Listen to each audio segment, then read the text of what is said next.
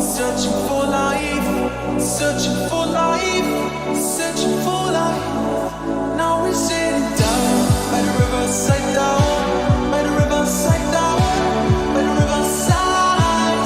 Yeah, we are the Buckeyes, searching for life, searching for life, searching for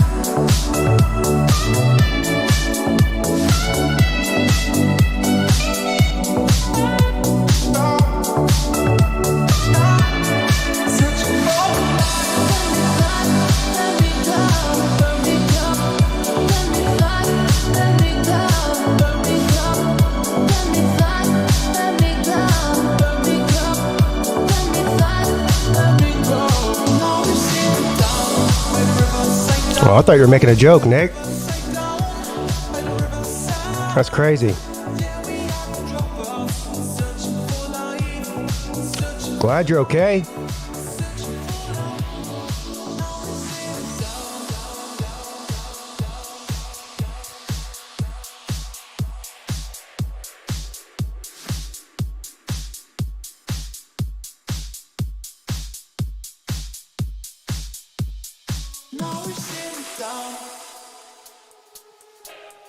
arriving at night, night, night.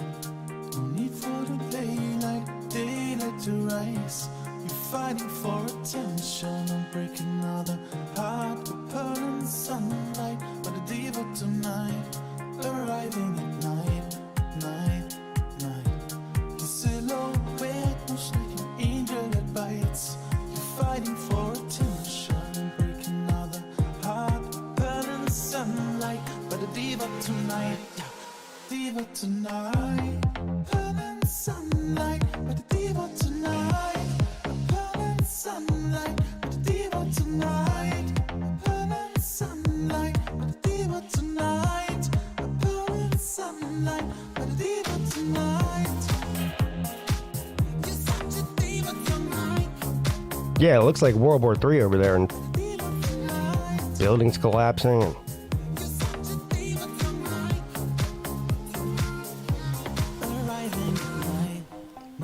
where are my bammers at? Where are my bammers at?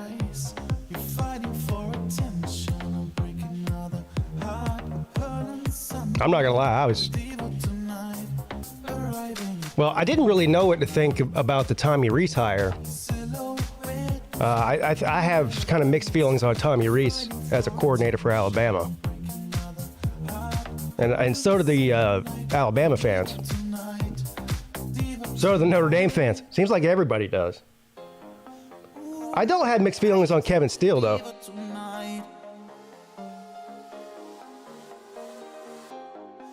Like, Dabo Sweeney has only fired 3 people. I think. 3 coordinators.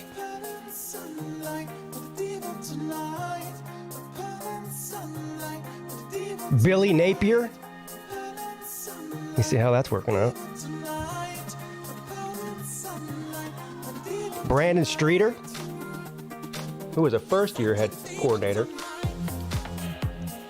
and Kevin Steele. After giving up 70 points to West Virginia.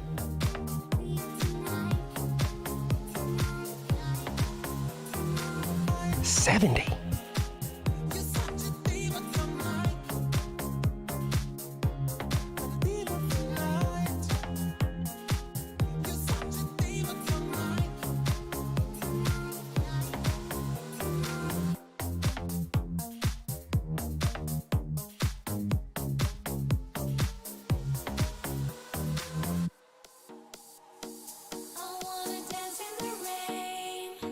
After Steele is gone, immediate improvement in the defense.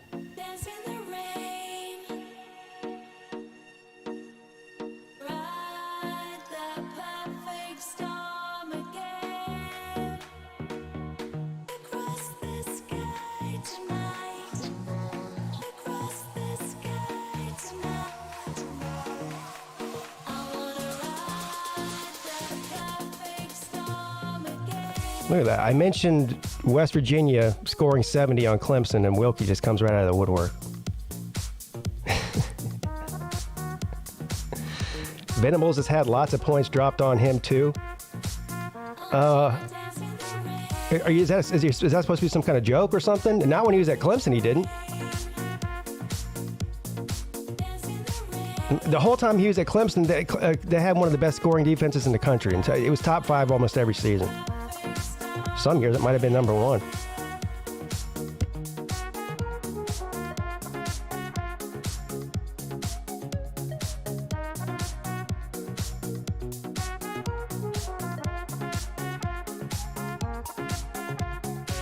Here's the other thing. I don't see any Miami. Well, I don't know. I'll ask Slim what he thinks. I don't see any Miami fans running around like crying in their beer about losing Steele. Maybe, I don't know, maybe you did like him. I don't know.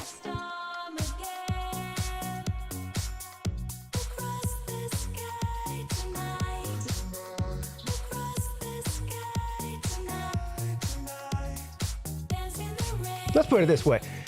When anybody starts talking about the top 5 or top 10 defensive coordinators in the country, Kevin Steele's name's not on that list. So I don't want to hear it. It's not.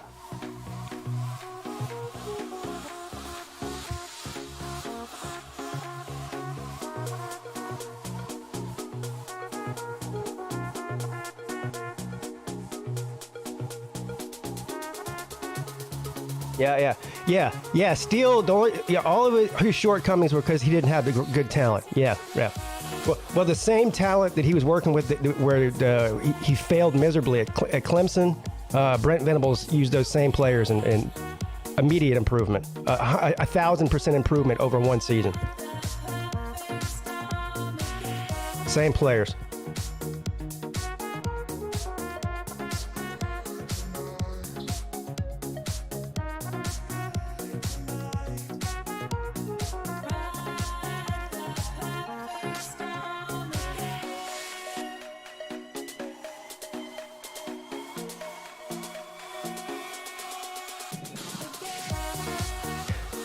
Also, I see you guys talking about the Chinese balloon deal. They're pulling the wool over our eyes. That balloon was not from China. I don't care what they say. It's from New England. Robert Kraft and Bill Belichick have stepped their spy game up. Yeah, they're not secretly recording people's practices anymore. They got a fucking balloon now. Spygate 2.0. In a changing world and the rising blue, how can we feel so safe, yeah. And in a changing world, all eyes on you,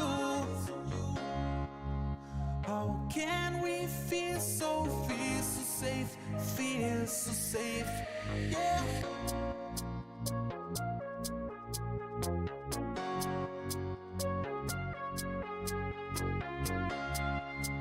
How can we feel so safe, Y'all make sure you tune in tonight to the Lunch Money Show. So we got all the events set last week. Tonight we're gonna start with the odds. I think what we're planning on doing is doing like overall odds for the entire event. I got the hiccups. I'm sorry. I have to keep muting. I keep hiccuping. Yeah, I think we're gonna do overall odds for the entire event one night because it takes a while to do this, and then maybe another night we'll do individual event odds, like for instance, the 40-yard dash. Now, nobody's putting Peete at the top of the odds list to win the 40-yard dash because it's been a disaster the first 2 years. But you get what I'm saying. And maybe we can get some money moving around on this thing. You know, is anybody really willing to put up some money on the odds? We need like an official Slob bookie. Anybody want to be the Slob bookie? Oh, look who it is. It's Edward. Yeah, so check that out tonight. The Lunch Money Show.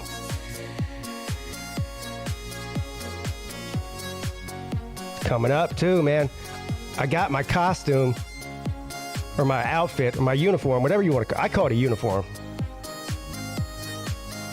Got my Slob uniform last week. I mean, you know what? I've been staring at the thing. I haven't even tried it on yet. I probably should try it on, make sure it fits. I'm procrastinating on trying on the uniform. Something serious, though. An over 40 division. Slob Senior Tour.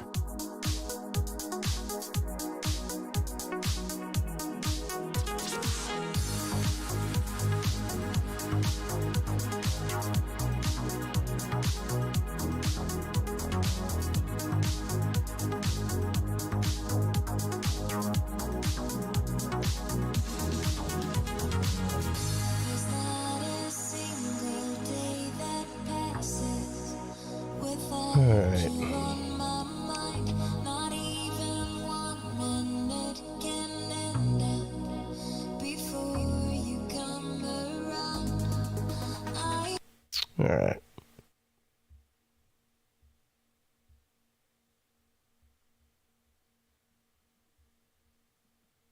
What's up, everybody?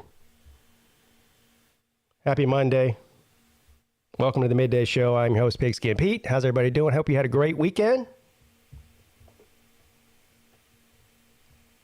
This weekend has showed me how old I'm getting.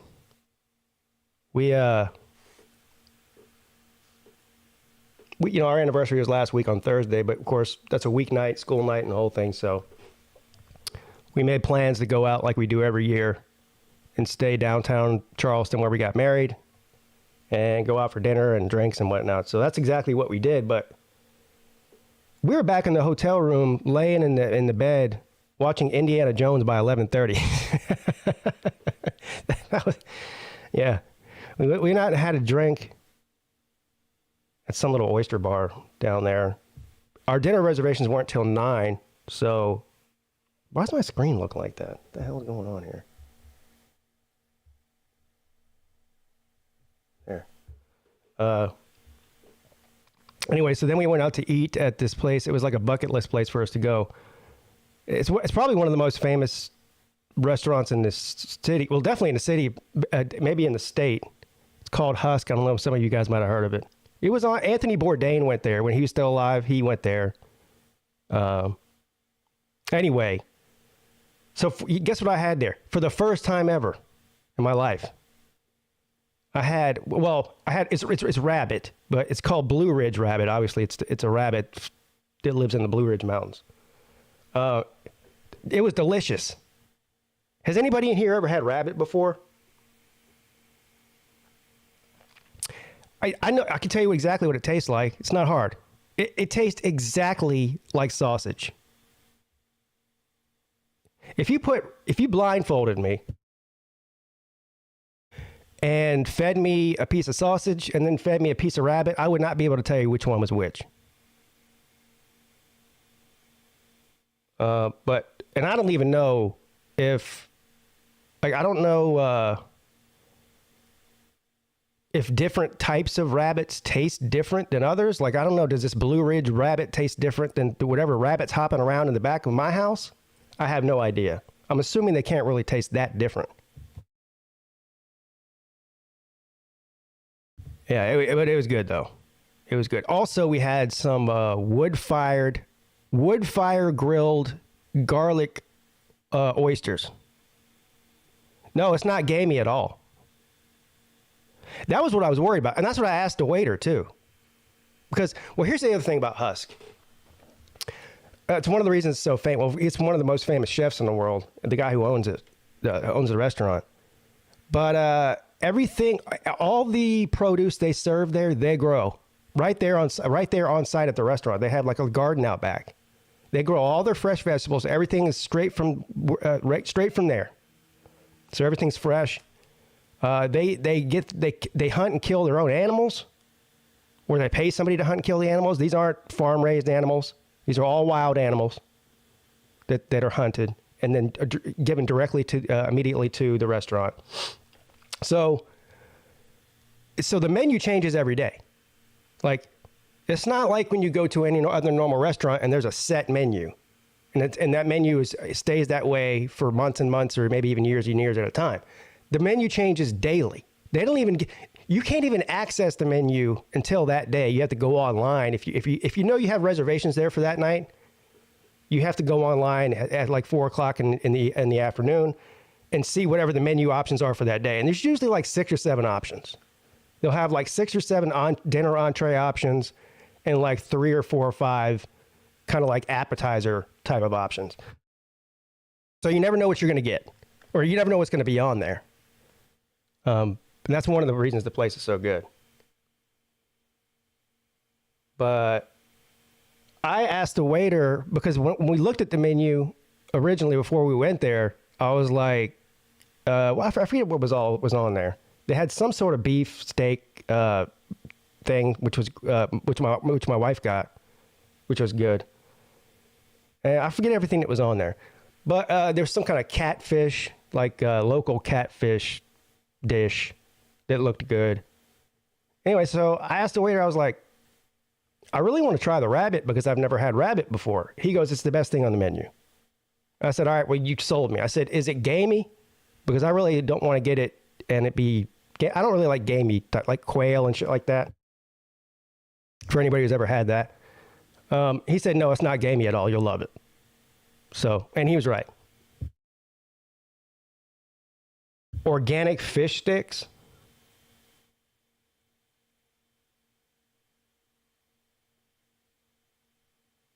Yeah. I have never had rabbit, but I've watched someone gut a rabbit. What? Well, on TV or in person?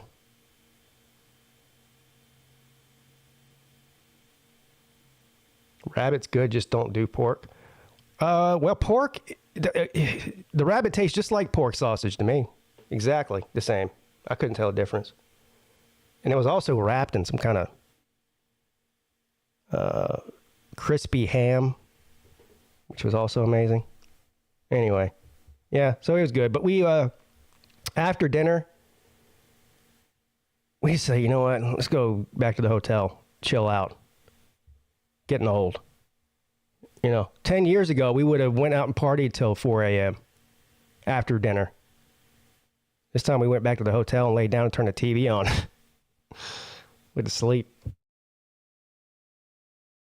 Cheers to the chat. What's up, everybody? Matt Dummett's here. Neo, Kevron Harris, Nick. Yeah, Nick says he's over there stationed in Turkey where they had these earthquakes. Glad you're okay, dude. Jeremy Garrettson. Volusia Orange. I think Volusia might be behind this balloon thing. I think he's got something to do with it. Is it a coincidence that he flew it right over South Carolina where I live? I don't think so. He's got something to do with it.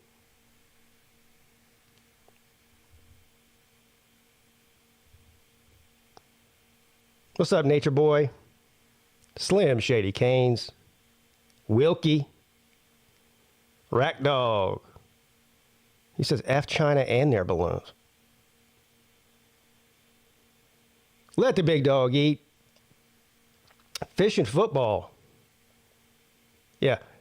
balloon just a scouting tool? Well, yeah, it's a scouting tool and a spying tool. It's Robert Kraft, the billionaire, built the balloon. Then they put out all sorts of propaganda about how it's from China, so no one would think any the wiser. And they're spying. Balloon Spygate.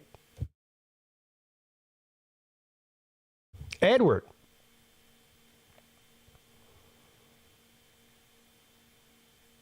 Edward must have the day off.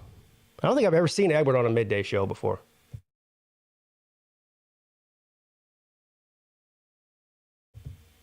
Boss life at Publix. Maybe he's just on break. Chance. What's up? Tree herder. Kevin Steele was a joke. I remember him and Kevin Green physically fighting on the sideline when he was a linebacker coach for the Panthers.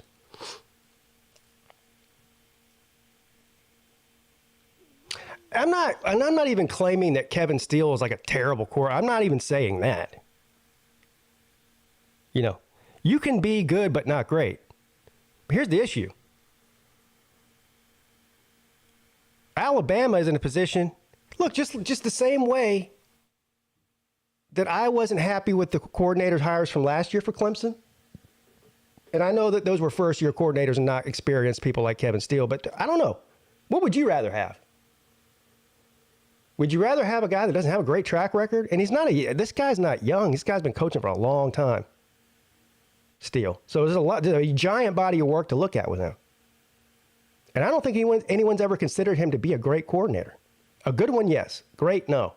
But again, when you're Alabama and you're Nick Saban, you have all the cachet in the world to go out and pretty much handpick who you want. And the reports are that that's not what happened.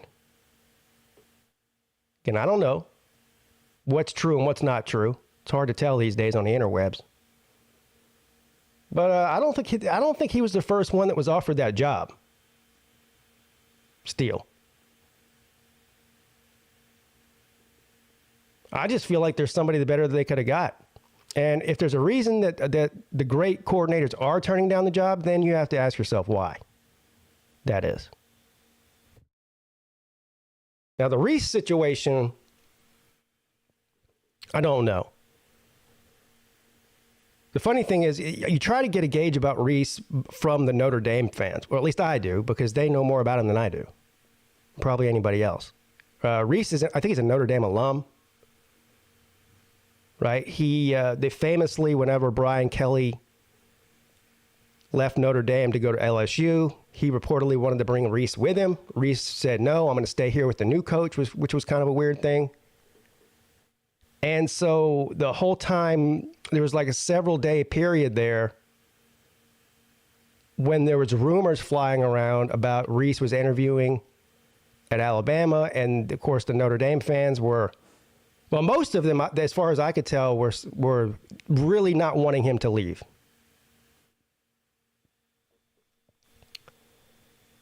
So they hire Rees. Now, then some of the Notre Dame fans, well, he wasn't very good anyway. You know that whole deal. But I don't know. I think that considering the skill position players that Rees had to work with at Notre Dame, that the offense was pretty damn good. And also, one of the biggest criticisms I'm seeing about Rees is one of the things that I thought made him really good at Notre Dame. They go, yeah, he just finds one or two plays that the opposing defense has a hard time defending, and he just does it over and over and over again. That's not very innovative. Well, I don't know. It seems pretty smart to me. That's what I'm always getting frustrated about. Well, that's what I've been getting frustrated about with Clemson's offense over the past several years, is that whenever they find something in the offense that the defense can't defend that particular week, they stop doing it. Well, Rees doesn't. He did it to Clemson. Clemson, for whatever reason that day, could not stop the run between the tackles. So what did Rees do? Play after play after play after play after play, just ran the ball between the tackles, and Clemson couldn't stop it. That's good coaching as far as I'm concerned, not bad coaching. It worked too. And they beat a team that was more talented than them. So, I don't know how to feel about Rees. It'd be interesting to see how that offense looks with the amount of talent that Alabama has in skill position players compared to the Irish. I got off track here. Where was I? Still on the cheers to the chat here. Prophet. Tiger Cat. SO. Says, yo.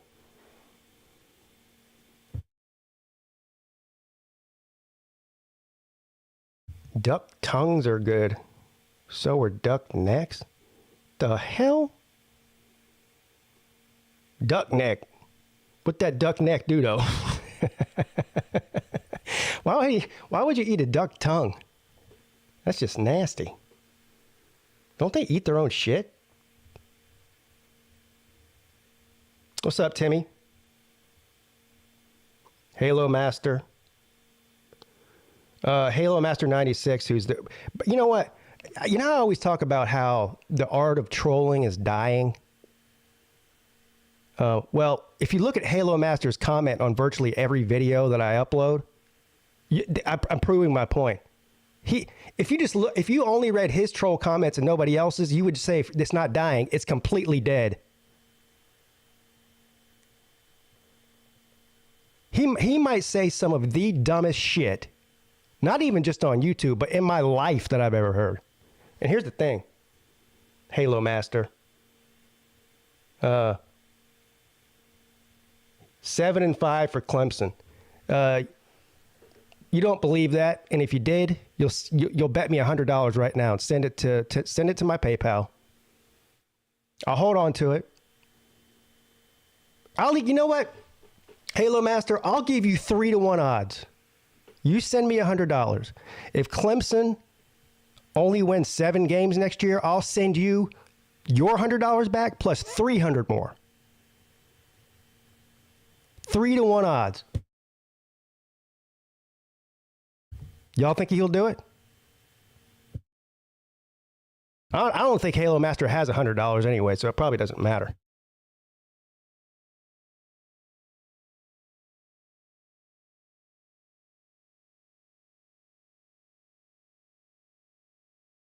Even if he did have it, he wouldn't do it.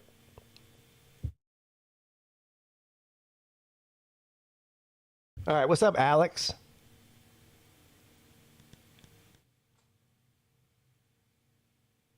Vote for Trump, he'll put a fix to the pronoun nonsense. Yeah, I don't think a president can do anything about what people call themselves. Yeah. All right. If I want to, there's nothing, if I wanted to identify as a tree, there's nothing any president could do about it. Nothing.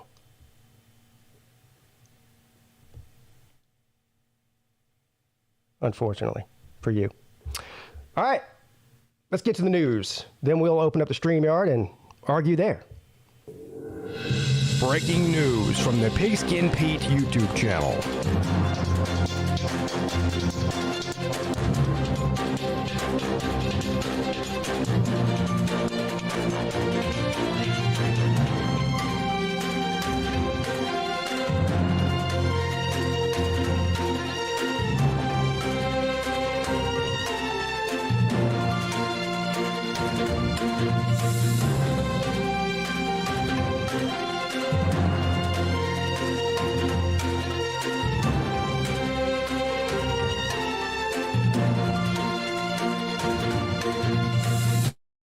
Oh, well, just open right up with a banger here.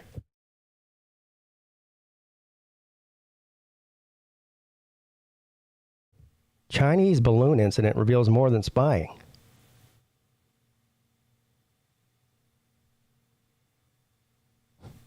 Chinese spy balloon. We are living in some sort of simulation. I'm convinced of it now. Elon Musk was right. Chinese spy balloon. Of all the ways to spy on somebody, A balloon? This can't even be real. I'm telling you, there's something else going on here. I don't believe it. Talk about low tech.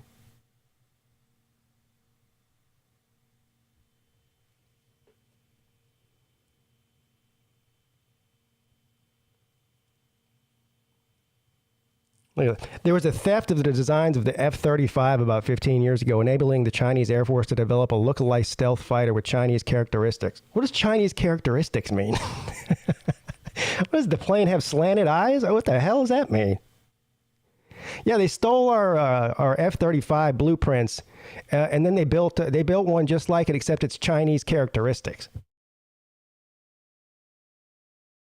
What? There was a case of China's premier hacking team lifting the security clearance files for 22 million Americans from barely secured computers of the Office of Personnel Management in 2015. That combined with the stolen medical files from Anthem and travel records from Marriott hotels. Travel records from Marriott hotels. Oh, man. I'm just going to go ahead and say I'm not so. I know people are all up in arms about this damn balloon. And I get it. You know, if we were flying some kind of balloon over China, they'd shoot it down immediately. You know, like they wouldn't allow us to be up in their airspace. So I get that part of it.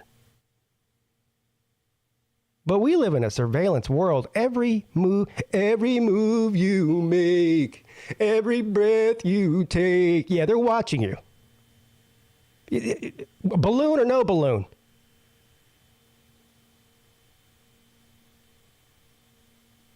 Of all the problems in the world, but that fucking balloon's the least on my worries.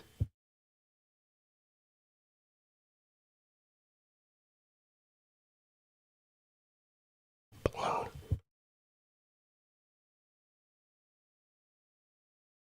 Wouldn't it have been better to capture the balloon rather than shoot it down and destroy it? That way you could inspect it and see what's going on, what kind of technology it is. Maybe you can figure out what kind of information they've gathered from it. You go and blow it up with a fucking missile, which is way overkill, by the way. It's like people that, you know, I don't know. It just seems like an overkill to use a missile on a balloon. That's all I'm saying. And then somebody tried to tell me, oh, Pete, they didn't use a missile. They probably just used their 50 caliber side guns. I don't even know what you call them on a plane. A gun. You know, a gun. No, turns out they did use a missile. A Sidewinder missile. Which, again, they probably could have went up there with a slingshot and a couple of rocks and popped that son of a bitch. And they used $1 million missile? Holy hell.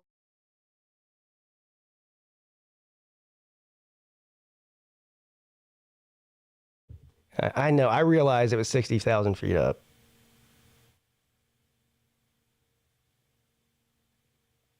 Well, apparently the F-22 Raptor can reach 60,000 feet without a problem. So, again, you didn't need to use a missile. But whatever. They used a missile. America.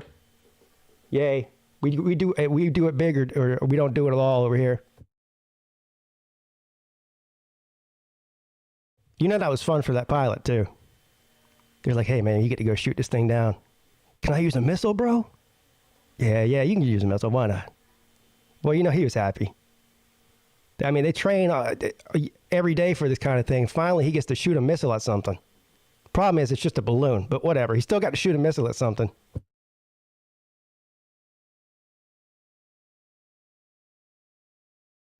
Look, if I was the pilot, I would have been excited about it. Hey, Lieutenant Peete, you get to go shoot down the Chinese spy balloon. Yes! We call my friends and shit. Hey, y'all not gonna believe this, man. I get to go shoot down a balloon with a missile. Yeah. Beyond the made-for-cable news spectacle, the entire incident also speaks volumes about how little Washington and Beijing communicate. Almost 22 years after the collision of an American spy plane and a Chinese fighter about 70 miles off the coast of Henan, that led both sides to vow that they would improve their crisis management. Here's the other thing, too. I don't know. I'm assuming that America's not out there flying balloons over people's countries, but we are spying on everybody. That's the funny thing. Do you guys think that America's not spying on China and hasn't been spying on China and Russia and virtually every country in Africa and virtually every country in the Middle East and even some in Europe and some in South America and Central America? We're probably the biggest spies on the planet. We just don't use balloons.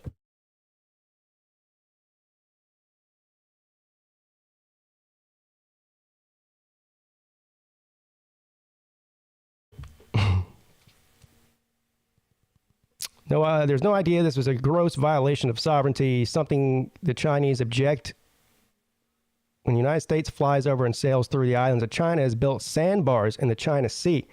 Oh, yeah, that's the other thing. They built these sandbars in the South China Sea to keep the ships out of China and, the submarines and shit.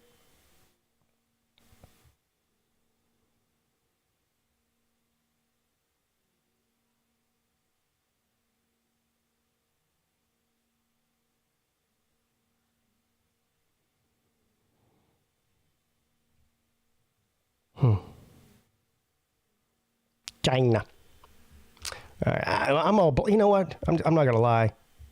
I've seen enough talk and coverage about this dumbass balloon over the past 3 days. If I never hear the word Chinese spy balloon again for the rest of my life, it'd be a good.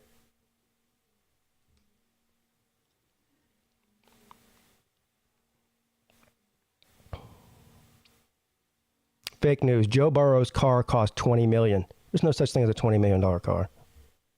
Stop it. Stop it. Well, there might be one that somebody paid $20 million for. It's not worth $20 million. Unless it's made out of diamonds and gold. What did the ancient Egyptian pyramids look like when they were built? Well, this is a good representation right here, this picture. They don't look all raggedy and worn down like they do now. It's polished limestone, which polished limestone is very, very bright and reflective. So they probably looked fucking amazing, like way cooler than they do now. Thousands of years ago.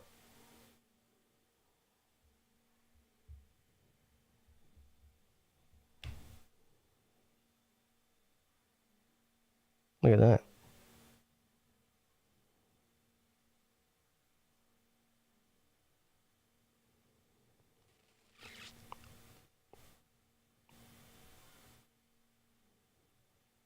I can already tell this is not, whoever wrote this article they don't even know what they're talking about.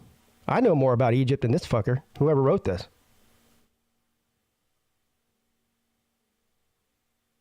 The limestone casing would have given the pyramids a smooth, polished layer that shined bright white under the Egyptian sun.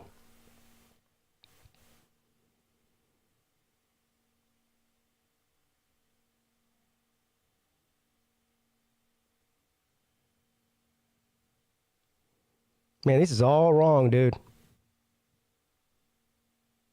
Yeah, this is a terrible article. This guy, he's wrong about everything. Yeah.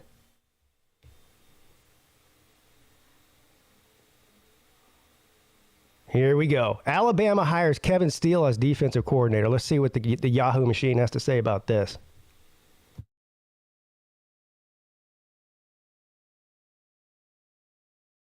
Former Miami defensive coordinator Kevin Steele has accepted Alabama's offer to become its next defensive coordinator.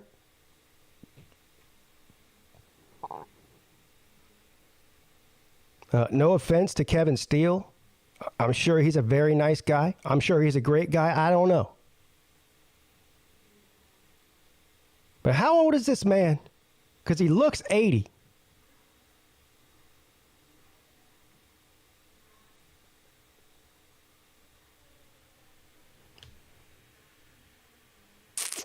Kevin Steele will be Alabama's next defensive coordinator. Steele ran Miami's defense in 2022 after he served as Auburn's defensive coordinator from 2016 to 2020.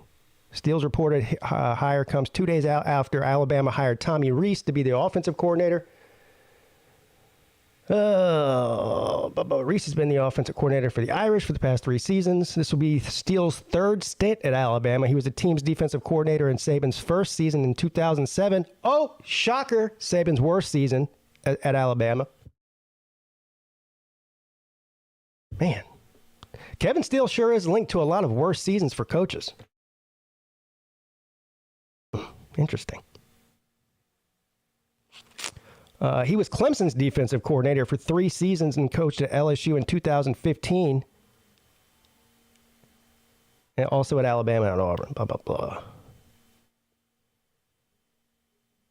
Steele has head coaching experience as well. He was Baylor's coach from 1999 to 2002. The Bears went 9-36 in his tenure and were 1-31 in the Big 12. Holy shit. Casket! Oh my God. I don't feel well. Jesus. Life shouldn't be that stressful. If this is my show 2 weeks in, by week 10, I'm going to be doing the show from a casket. 9-36 and 1-31 in the Big 12. You know what? You know what's even more amazing than that stat is the fact that they kept him there for 3 entire seasons. Look, of course, this was 20 years ago, but in today's climate, you're not lasting 3 years. If you only win 1 conference game.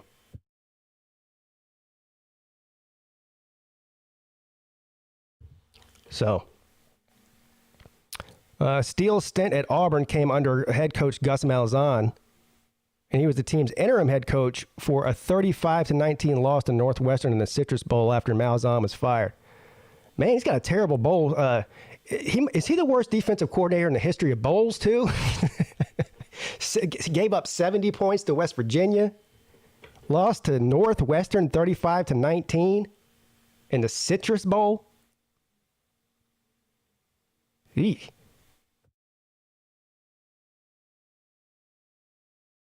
He spent the 2021 season out of college football before he was hired at Tennessee following the season. Steele was hired by Tennessee head coach Jeremy Pruitt before Pruitt was fired by this guy. It's like a graveyard. It's like Kevin Steele's dragging around a bunch of head coach caskets in his wake. Every time a coach gets fired, Kevin Steele is the fucking coordinator. Oh man, I'll tell you what. If I was a Bammer, I would not be happy about this. I'm sorry. Maybe I don't know. Look, maybe he'll go there and be great. But track record don't look too good, man. I'm sorry, it just doesn't.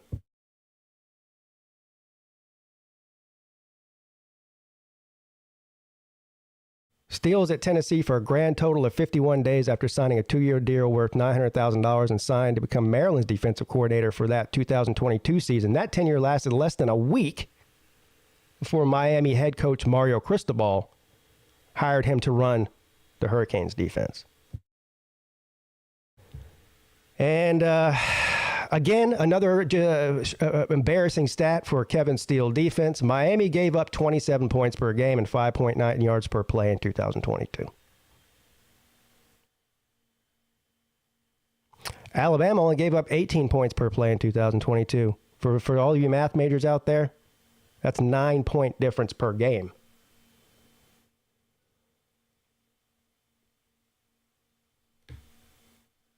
So,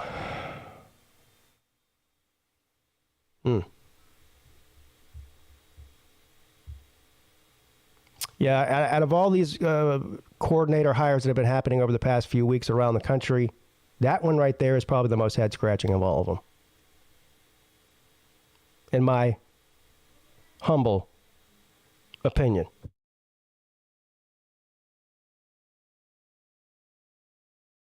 I'm not so sold on the Tommy Rees being terrible thing, though.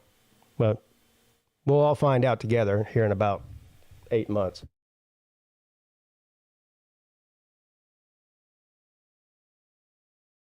Yeah, again with Nature Boy, right. Again with the talent issue. This is what all fans do. You know, they won't accept the fact that maybe there's bad coaching on their team. It's always a talent issue. Well, after this season, and if he even makes it, well, he'll probably make it through the season. Unless they're giving up 50 points a game and it's week 9, they might fire him before the season's over. But after, in my estimation is that Kevin Steele is going to get fired either after the 2023 season, or if he even makes it that long after the 2024 season, and then the Alabama fans will be saying how terrible of a coordinator was, because there's no way on God's green earth that Alabama fans are going to run around saying there's a talent issue at Alabama, because that's just silly. You can't recruit with an average. They probably average the 1.5 slot every year in the recruiting rankings. You can't be the best recruiting team on paper over the past 10 years and then say you have a talent issue. Because if that's true, then you're really fucked.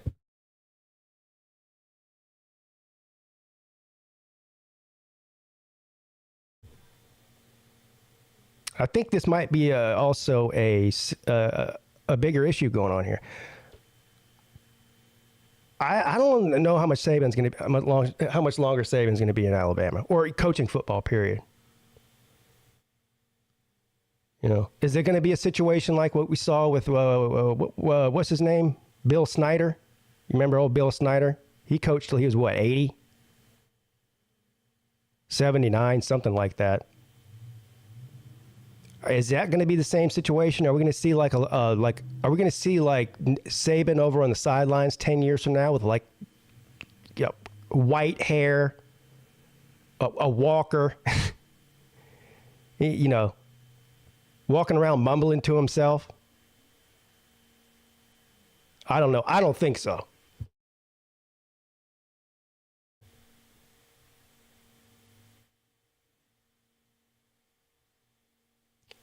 Here's the other bigger problem.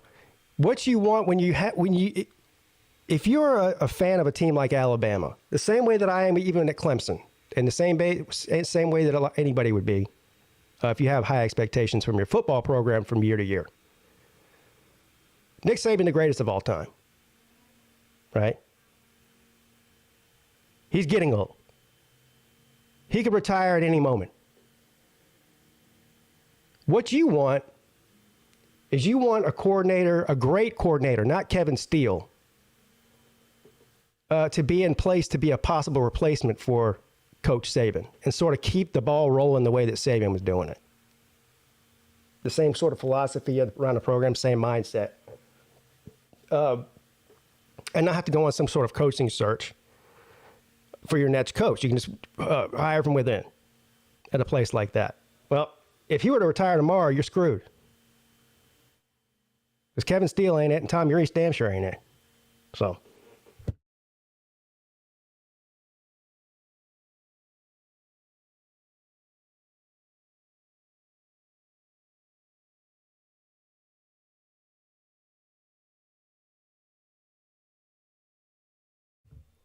Have y'all seen this damn Cybertruck Tesla's coming out with? Now, this thing is cool as shit, but it is ugly as sin.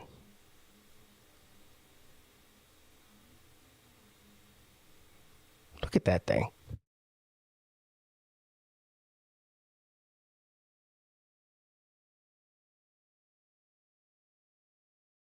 It's like some Mad Max shit there. Saw Twisted Rooster. Hey, Stingray was gifted a membership by Joey Foster. Thank you, Joey. And welcome to the club. Stingray. That Cybertruck was supposed to be out a year and a half ago. Yeah, they've been talking about it for a few years.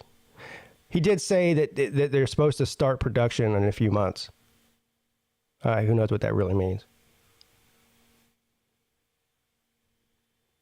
It's a badass vehicle. It's just ugly.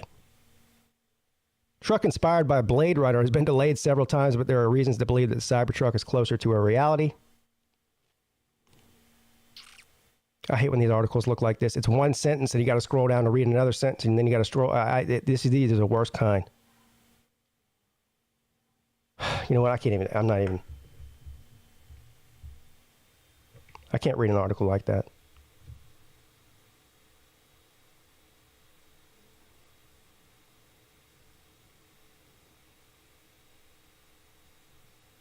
Oh, did you see this? Oh my. These jabronis, they must have been drunk. So, I mean, that's something. These jabronis go to a guy, you go to, anyone who has a boat or has been on a boat or whatever, you got to fill the boat up with gas before you take it out on the water for the day.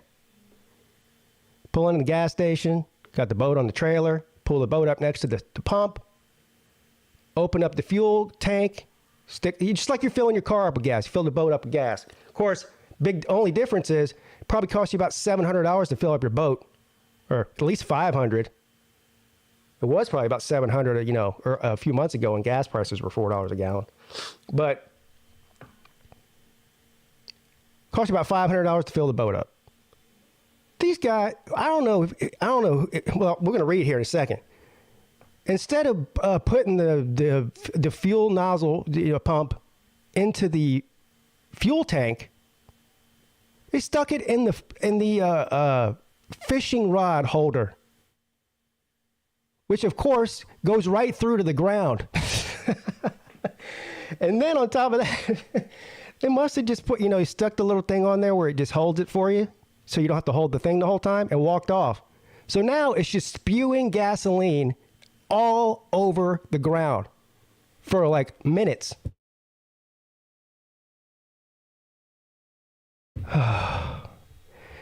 It was like $500 worth of gas on the ground. Look, let's see. I think there might even be a video of it. What I saw was a video. Look, $536 on the ground. A fisherman in Australia made a costly blunder when he went to fill up his gas tank of his boat at a 7-Eleven in West Pennant Hills. Okay, so this is in Australia. New South Wales. He mistook a rod holder for the gas tank. Bro. Yeah, please tell me there was some kind of alcohol or drugs involved, and he didn't just do that when he was sober. The result was not pretty. With the nozzle securely sitting in the rod holder, 231.46 liters of gasoline poured onto the floor of the boat and into the bilge. The total cost, $536.76. A man shot a video posted on Facebook showing the floor of the boat filled with petrol. It later shows the gas pouring out of the back of the boat like a waterfall. That's the video that I saw. There's a drain plug in the boat in case there's water in the boat.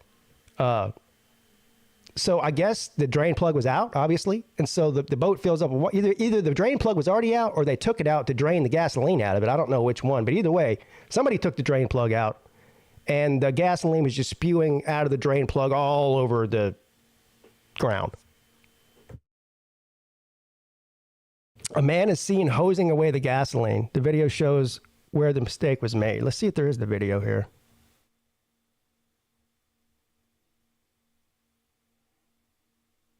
I'm sorry. If you do that, I'm sorry. You need to go ahead and take away your boating license or whatever. If you have a boating license, it should be revoked.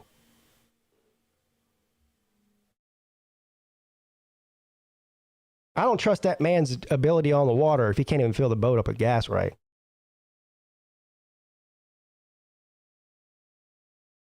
I ain't getting in the boat with that dude.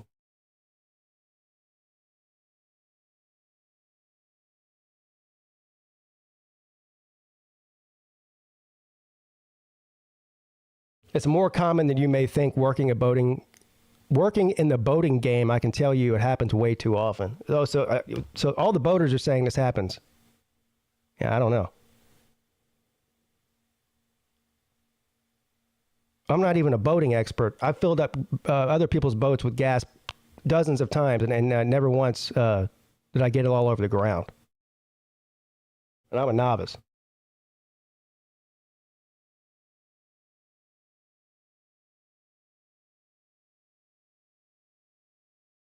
All right. I'm on a boat.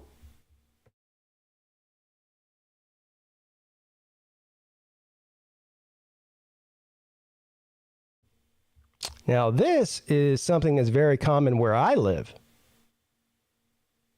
Australia teen dies in unusual river shark attack. Well, I don't know how many people die, but there are a lot. We've got a lot of rivers up right here in Charleston. And obviously, we have the harbor and then the ocean and all that. So, especially like the Cooper River and the Ashley River, which runs through Somerville. Runs through Charleston, through Somerville. There's a lot of sharks, miles and miles. I mean, 20 and 30 miles up the river, up into Somerville. Bull sharks, tiger sharks sometimes. Bull sharks are the main ones, though. Bull shark can live in fresh or salt water. I think the tiger shark can go in some brackish waters. I don't know if it can, how long it'll survive in actual just pure fresh water, but yeah, a lot of people, fishing 20 and 30, 40 miles inland up the Ashley River catch sharks. Big ones, too. Tater sharks. So, sounds like somebody... Police say they were called to the scene of an attack about 3:45 p.m. local time in the Fremantle Port area of Perth, where the girl died at the scene after being pulled to shore. The victim had jumped off of a jet ski, probably to swim with a pod of dolphins in the river, when the shark attack occurred. The old, even my dad used to say this when he was in the Navy, that a lot of the times the guys they'd be out to sea and they want to swim. But of course, a lot of guys are scared of sharks.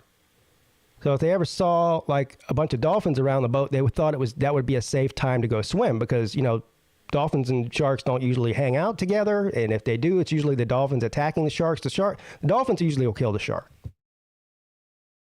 And people have some sort of delusions of grandeur or some sort of false information that somehow if you're a human and you're in the water and there's dolphins around and there's a shark around too, that the dolphins are just going to protect you like they're aquatic security for humans. And I'm here to tell you that is the opposite of true.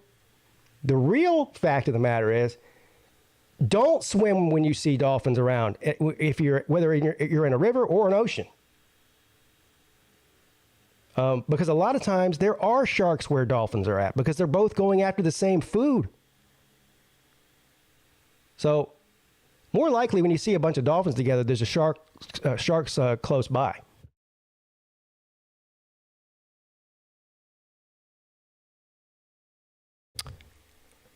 I should look that up in a minute.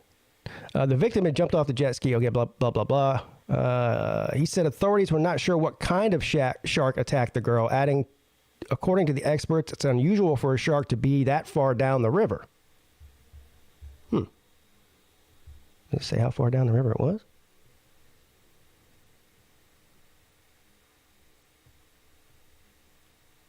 So that's it? That's the end of it?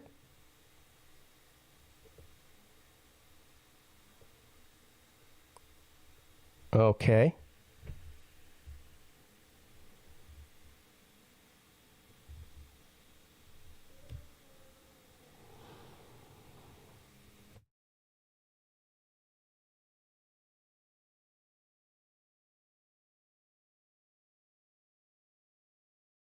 Strange, unprecedented vortex spotted around the sun's north pole. And then next on the list, we're going to read a little bit about Tommy Rees. I don't really know what there is to say. It's pretty cut and dry with him, but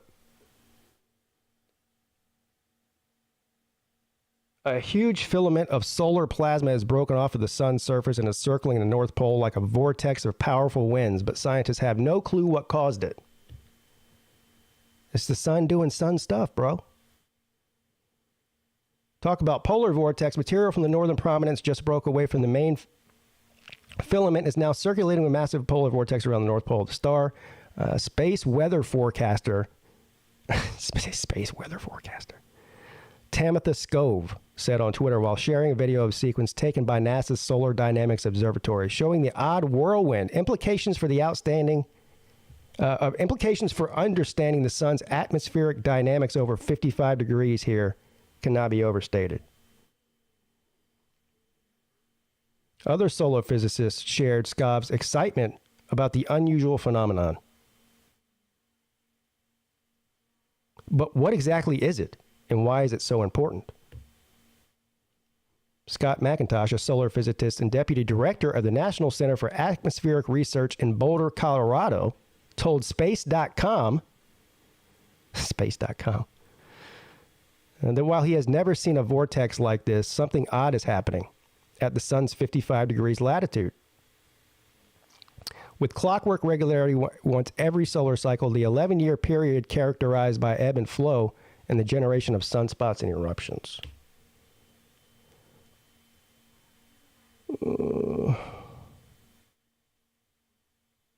Once every solar cycle, it forms at the 55-degree latitude and starts to march up to the solar pole. So why is this? He just said it happens every solar cycle. Then why is it have people baffled? It's very curious. There's a big why question around it. Why does it only move towards the pole one time and then disappears and then comes back magically 3 or 4 years later in exactly the same region? Okay, so that's the mystery.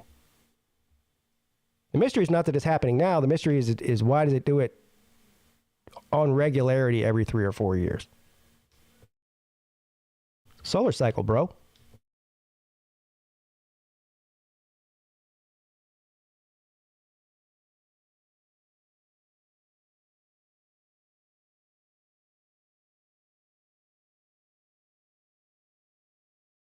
The European Space Agency Solar Orbiter mission may shed some light on this odd phenomenon in the coming years. The mission, which is taking images of the sun from within the orbit of Mercury,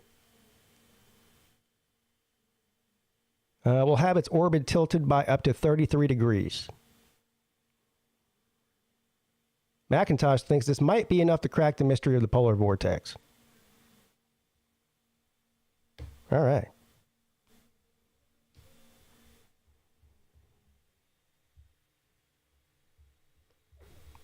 Flat earthers out there having a field day with this one.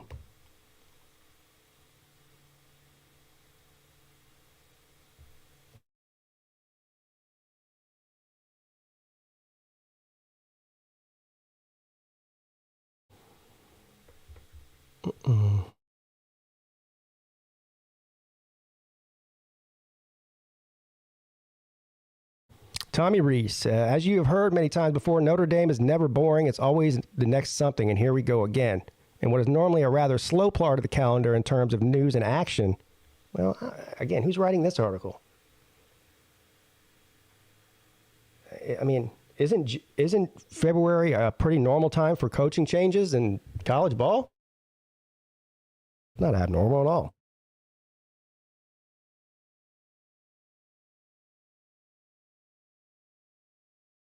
Big news dropped out of South Bend. Now offensive coordinator Tommy Rees has left Notre Dame for the same role at Alabama. Reaction to the news from the fan base on social media and my morning call-in show. Who is this guy? My morning call-in show, he says. Let's see who this guy is. Oh my God! Look who it is!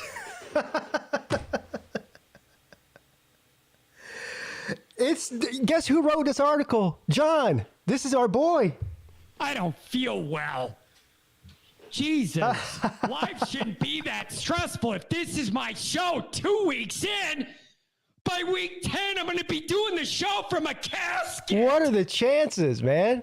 I bet y'all didn't know he wrote. Yeah, he writes articles for Notre Dame. John Kennedy is his name. Or, always Irish. He wrote this article. I wouldn't have never even noticed that if I didn't see it. He started talking about his morning call-in show on here.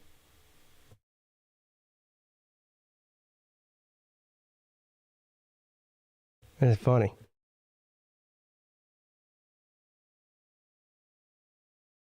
Anyway, so John says reactions to this news from the fan base on social media and my morning call-in show were what one would expect. Mixed. Many feel that next season is the one where Notre Dame would have more offensive talent and that Rees could finally ramp up the offense significantly. I thought that too. Well, I don't know about the other skill players on offense because I still hear the Notre Dame fans. Their number one complaint about offense is their wide receiver position. Tight ends are always good. They got a great one now. Offensive line always good. They usually have some pretty good running backs. Two issues: dynamic quarterback play and dynamic wide receiver play. So, well, they got that base covered on the quarterback front with Sam Hartman. I was kind of looking forward to seeing what Rees would do with Hartman. Of course, we'll never know now. But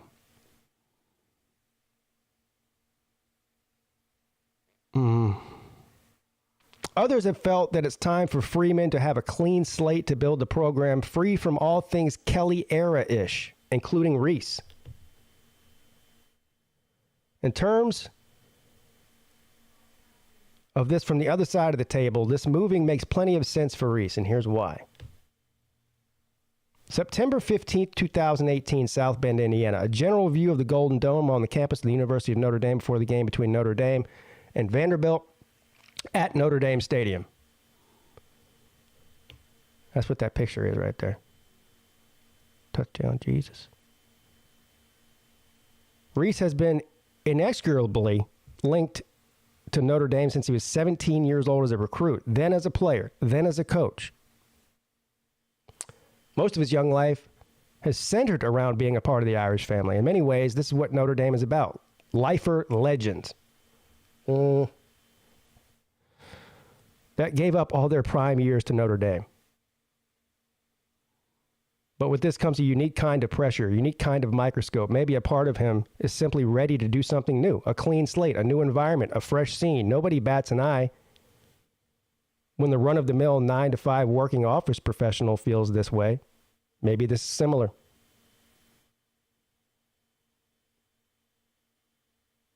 I wouldn't blame him if he felt this way after all these years. That's probably one part of it. He probably makes a good point there. Maybe he just wanted, he's been involved with Notre Dame his entire playing and coaching career. Maybe he just wants a change of scenery, go do something different. But I also think there's another big factor at play here. What do you guys think that is? The almighty dollar. Something tells me Alabama's paying him way more. I don't know.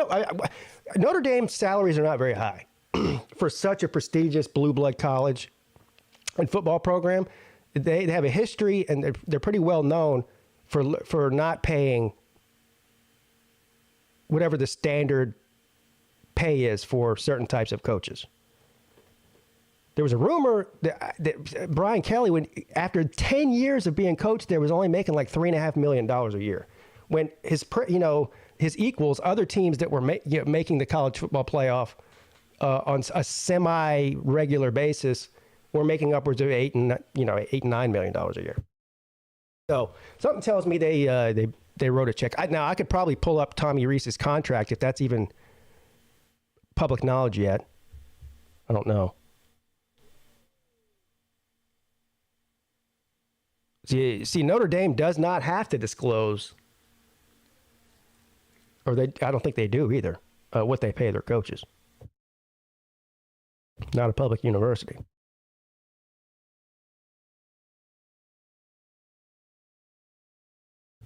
You know what? I don't know where Rees is from.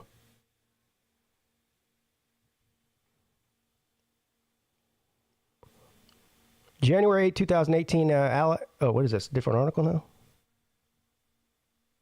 Oh, no, this is still John's article. He's just talking about Alabama's talent compared to Notre Dame's, which was also my point. I know we were joking about it's always the talent problem. Well, in some cases, there is some truth to that. If you look at the difference in talent between a place like Alabama and Notre Dame, there is a big gap there. Maybe not a huge gap, but a big enough gap. Well, and then look, there's a big enough gap between Alabama talent and virtually every other team in the country if you're not named Georgia. Or maybe Georgia, Ohio State. Anyway, there you have it. Shout out to our boy John.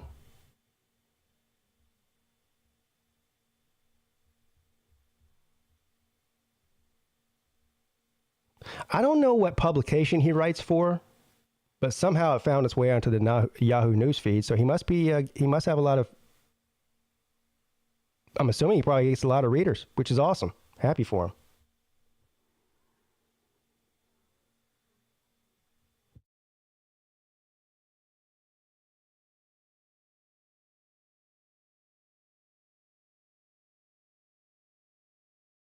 Amid cold snap, frozen shark discovered on Cape Cod beach. Damn. That damn shark froze to death. That's cold there. Look at that damn thing. How do we know the shark just didn't die from something else and then just washed up on the beach and then froze? How do we know that's how it died? The image of the frozen shark, as some is describing it on social media, provides a sharp illustration of just how cold it has been. So they're going to claim this thing was killed by the cold. I don't know about that. You know, things do die.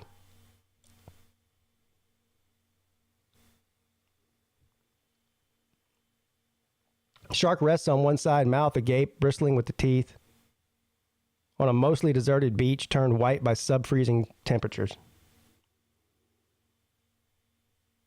Image was captured by Amy Medeiros on Cold Storage Beach in Dennis, Massachusetts.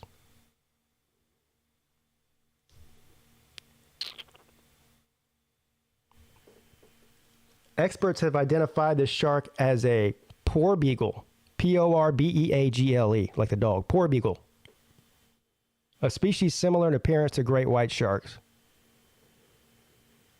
Porbeagles can measure 12 feet and weigh about 500 pounds. That's pretty damn big.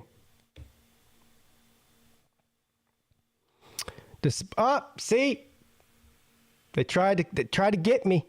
Despite the timing of this recent cold spell likely had nothing to do with the death of the shark, which is exactly what I said a minute ago.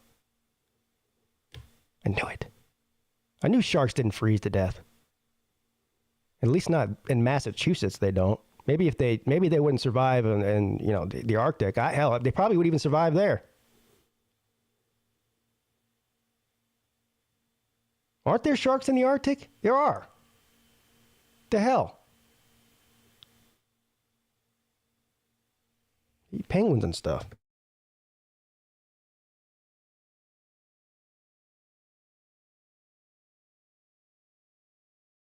Ohio State sharks would freeze to death.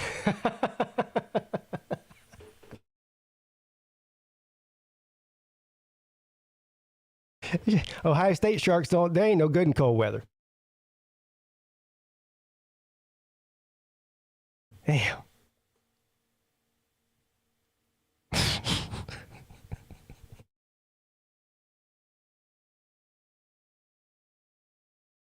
You know, you're saying that shark died because of the third booster shot?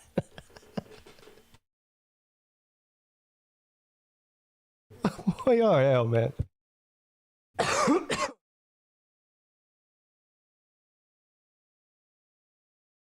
Yeah.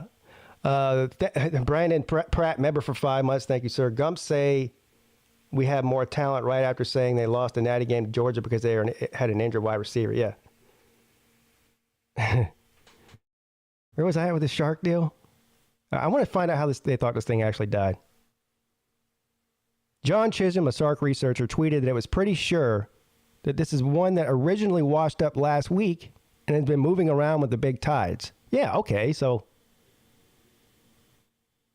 like I said, something killed it. It died. Like happens all the time. It washed up on shore. It had a little polar vortex roll through there.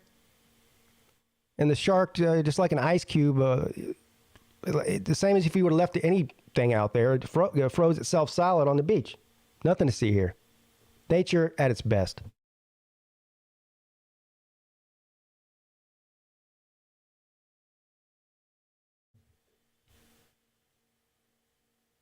She told FTW Outdoors that as of Sunday morning, nobody had arrived to collect the carcass. Why would you have to do that? This is a beach they said that's deserted. There's nobody. There's like no houses on there. It's not a public beach where people go to hang out. And plus, I doubt they want to go out there and, negative 10 degree weather and fuck with a frozen shark. Because you know why? Nobody cares.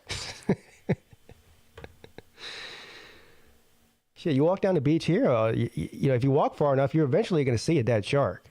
They wash up on the shore all the time. Now, usually they're not big like that. But I've seen hundreds of sharks, with baby sharks. 1 foot, 2 foot, 3 feet long. Dead, washed up on the shore.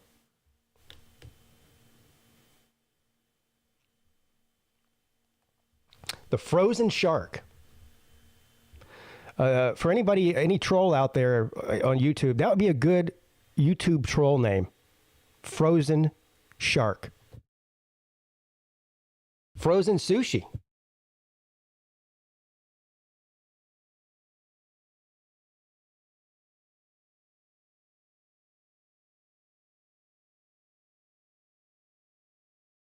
Frozen shark, doot, doot, doot, doot.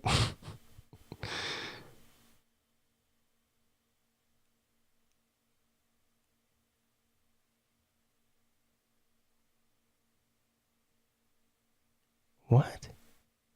Now, this is coming out of Miami, so you know it's good.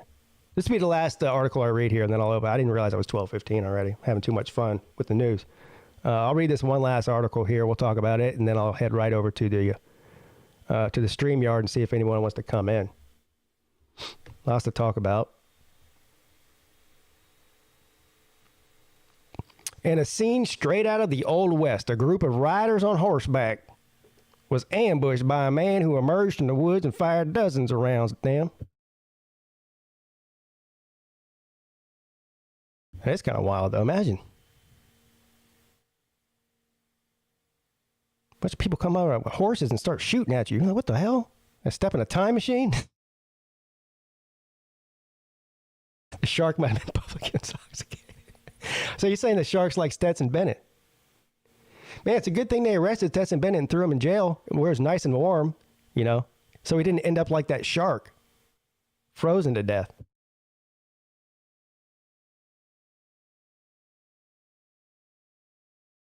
One rider was hospitalized with a gunshot wound. The victim was identified as veterinarian Susan Wells of Lilly in Alabama.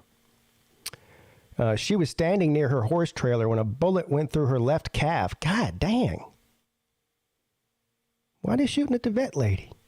What'd she do?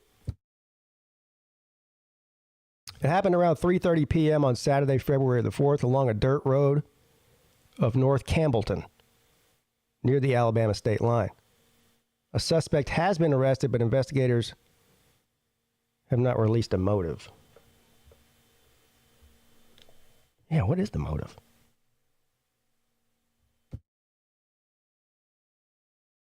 Within minutes, Florida Highway Patrol troopers were on the scene. Law enforcement quickly determined that a single suspect came out of a wooded area firing dozens of rounds at a group of horse riders. Ooh. K-9 tracking unit was activated at Houston County, Alabama. Deputies were also notified in the event that the suspect crossed the state line. Around 4 p.m., the suspect was seen just across the Alabama state line, crossing Highway 231 on foot. The suspect, Ernest Jett Jr., captured without incident by the Florida Highway Patrol. He was not armed, but a search dog found a weapon in the area along with the other evidence. So, yeah, he ditched the gun and then they found it.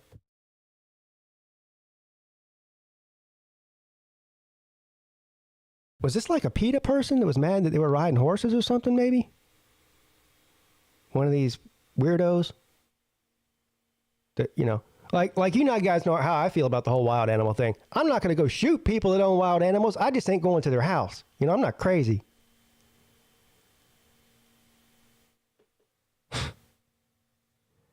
The group of riders was in the area for an equestrian event. Yeah, imagine that.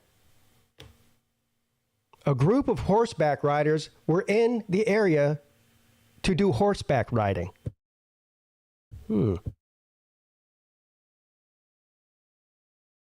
See, here we go. Jet lives on a nearby land and has visited the camp a day earlier and complained about the riders. He was mad about the people riding the horses. I told you. But what was he mad about? Were they like, I mean, this guy's a Karen. You know? I saw, they came 1 foot on my property. I saw one of them horses step foot on my property, so I had to go out there and tell him, stay the hell off my property. If you don't, I'm going to shoot you.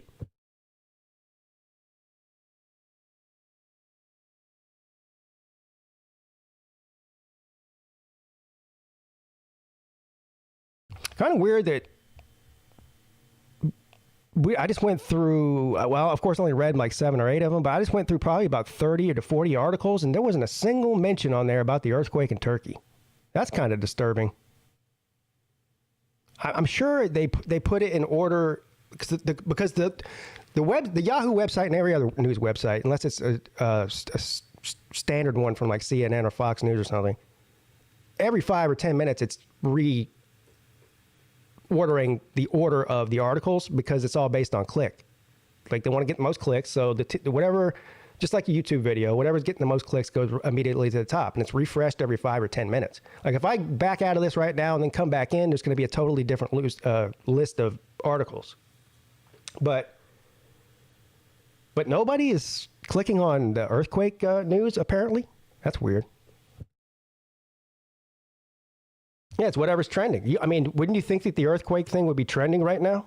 What's up, Rob? Yeah, I don't know about. I've never had horse meat. I would eat it. I don't have a problem with eating it. I'd try it. No one's ever offered it to me.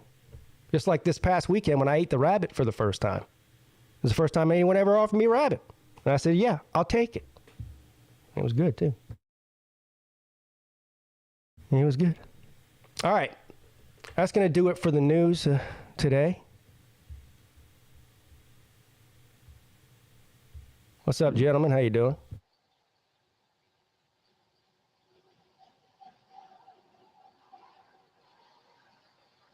What's up, man? How you doing?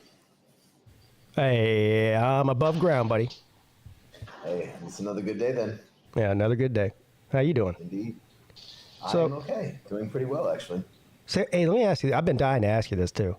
Yeah. I know I said I could go the rest of my life without hearing about this dumbass balloon, and Fucking hell, right. We can talk about it. Well, I got jokes. Well, I got jokes to make about it, but I also have actual things to say. Go ahead. All right, but here. I'm just glad to see they let Belushi out of whatever internment camp. Yeah, No, I was on here last week, drunk as hell, bitching about the. I didn't want to talk about it. Go ahead. My question is to you. Yeah. Because I know that the media over there is way different than the media over here, especially when it comes to some sort of relation between the United States and China or some sort of issue. That's correct. So it's less different than you think, but it is different. Yeah. All right, but let me ask you. So on the state TV over there, do you ever even watch it just to see what's going on with the state TV? I do. You do? Well, I work for a state newspaper, so yeah. Okay, Yes. right. All right. So what is the narrative there? Like it's so. Do they seem to? Does anybody care? Nobody gives a fuck. Okay. And so the official narrative out of the Chinese Foreign Ministry is they're whiny bitches. Like, let me be frank. The Chinese Foreign Ministry are a bunch of whiny cocksuckers. So, of course, they complained that the U.S. shot it down. But let's be real, man. Like, you know, it's not a national security threat. It happens all the time. It's like you said, and it's like I said a minute ago. Oh, you mean China's spying on the United States? Oh my God! Do you think maybe the U.S. also might be spying on China? Maybe, dude, come on, dude. Say it ain't so. Say it ain't. What the hell? And by the way, if the CIA thought it was a real threat, right? Would they have let it float all the way across the country before shooting it down? Like, no, it's a fucking joke, man. Come on. It's happened 3 times during the Trump administration. It's absolutely not a threat. It's just completely ridiculous, dude. Like, yeah, they use weather balloons. That is the peak of spying technology. Yeah, and it's like what the fuck are we talking about? That's funny because they said, oh, well, Trump was in office. This never would have happened, but that bullshit. It did. Happened. It did. Times. Well, all right. So some say it did, some say it didn't. But that's besides the point. Because whatever information that balloon did gather, if it did gather anything important, there's nothing. It's so far down the totem pole of spying technology. It's not even funny. Dude, they have satellites, man. Like, do they need to fly a fucking weather balloon over the country to get real? Like, come on, man. What the hell are we talking about? That's like Cold War era, circa 1950s spy technology. Yeah, come on. They get more information off TikTok than you do out of that damn balloon. I'll tell you that right now. No shit, right? Exactly right, dude. Come on, it's silly. Well, and it's not like it's a big secret that the U.S. puts most of its, top secret shit underground.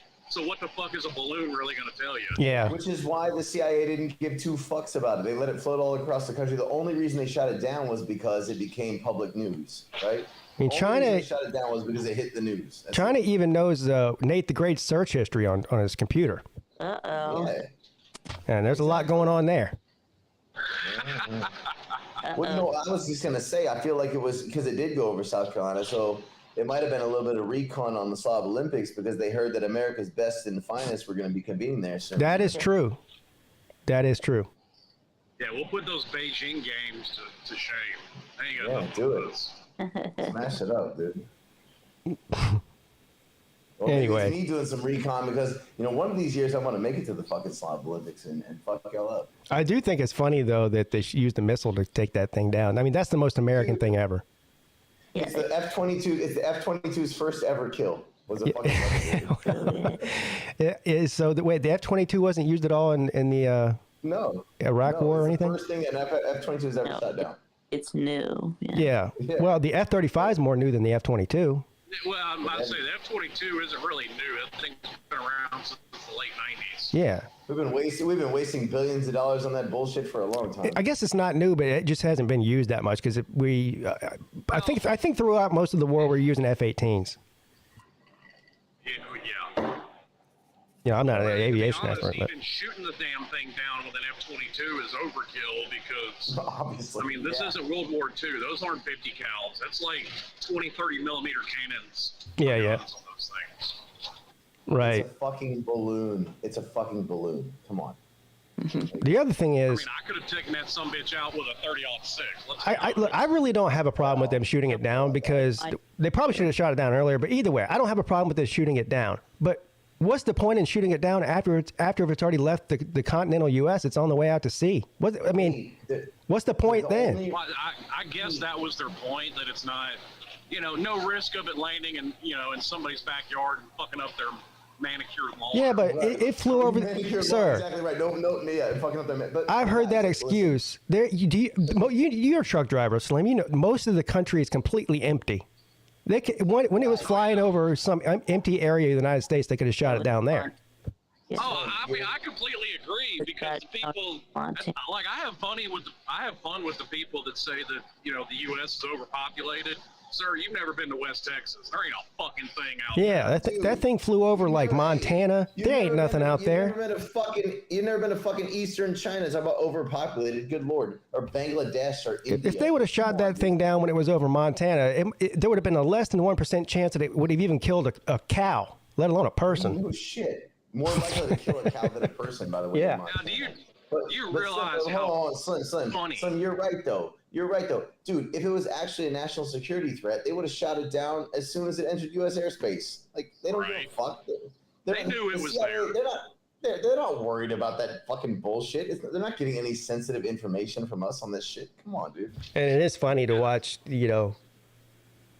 how it's all been made political too. You got both. Tucker Carlson. What's going on? Well, you've got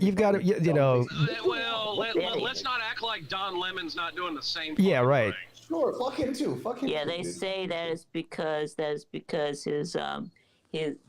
Biden's Chinese overlords wouldn't let him shoot it down. That's Yeah, right. and then but then those are the same people. Much more likely is Biden was wrapped up in his rerun of Matlock and he forgot about it. Well, Matlock, to be fair, Matlock was a good show. I'm not down in Matlock. I'm just saying. I mean, Well, you caught him watching Matlock and eating his applesauce. Well, at least that's what Celine Driver told me anyway. But. Well, I remember when I was like 6 years old, I watched Matlock, and if you put some cinnamon in that applesauce, it's pretty damn good, man. So don't. I'm not knocking the cinnamon applesauce either. I'm just saying. That old man was busy at the time. Yeah, with shit that actually matters, not fucking some dumb shit that doesn't. Well, I'm just upset they used a missile instead. I wanted to see them use that space laser. No one's ever. I'm upset they didn't shoot it down over Pete's backyard so we can listen to him rant about it fucking up his grass. Speaking of, I guarantee I would too. Speaking of crafts, y'all just missed the helicopter flying over my house. Yeah, it was right before you opened up the StreamYard. A helicopter flew over my house and shook the whole house. Yeah, it felt like an earthquake. Oh, were you scared for a second there? Yeah. Oh no. Well, it's because we have an Air Force Reserve base in Athens, so we get stuff flying over us all the time. Yeah. No, that's not what it was. It was the Chinese gonna take you out like Bin Laden status. So that's like people that come around where I live. For whatever reason, there's a Navy base about 25 miles from Memphis, which makes a whole lot of sense. But people that aren't from, you have C-130s and F-16s that'll sit there and do touch and goes like twice a month. So they're just circling the area all freaking day.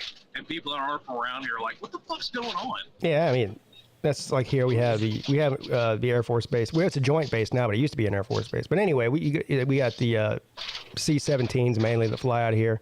But yeah, so there's constantly military planes flying over my house, like every 30 minutes. They're just protecting your beautiful and glorious city of Memphis in case China or Russia wants to bomb it. Just fucking bomb Memphis. I don't care. That might be an upgrade. Have you seen Memphis lately? No, that was my point. That was my point. Yeah.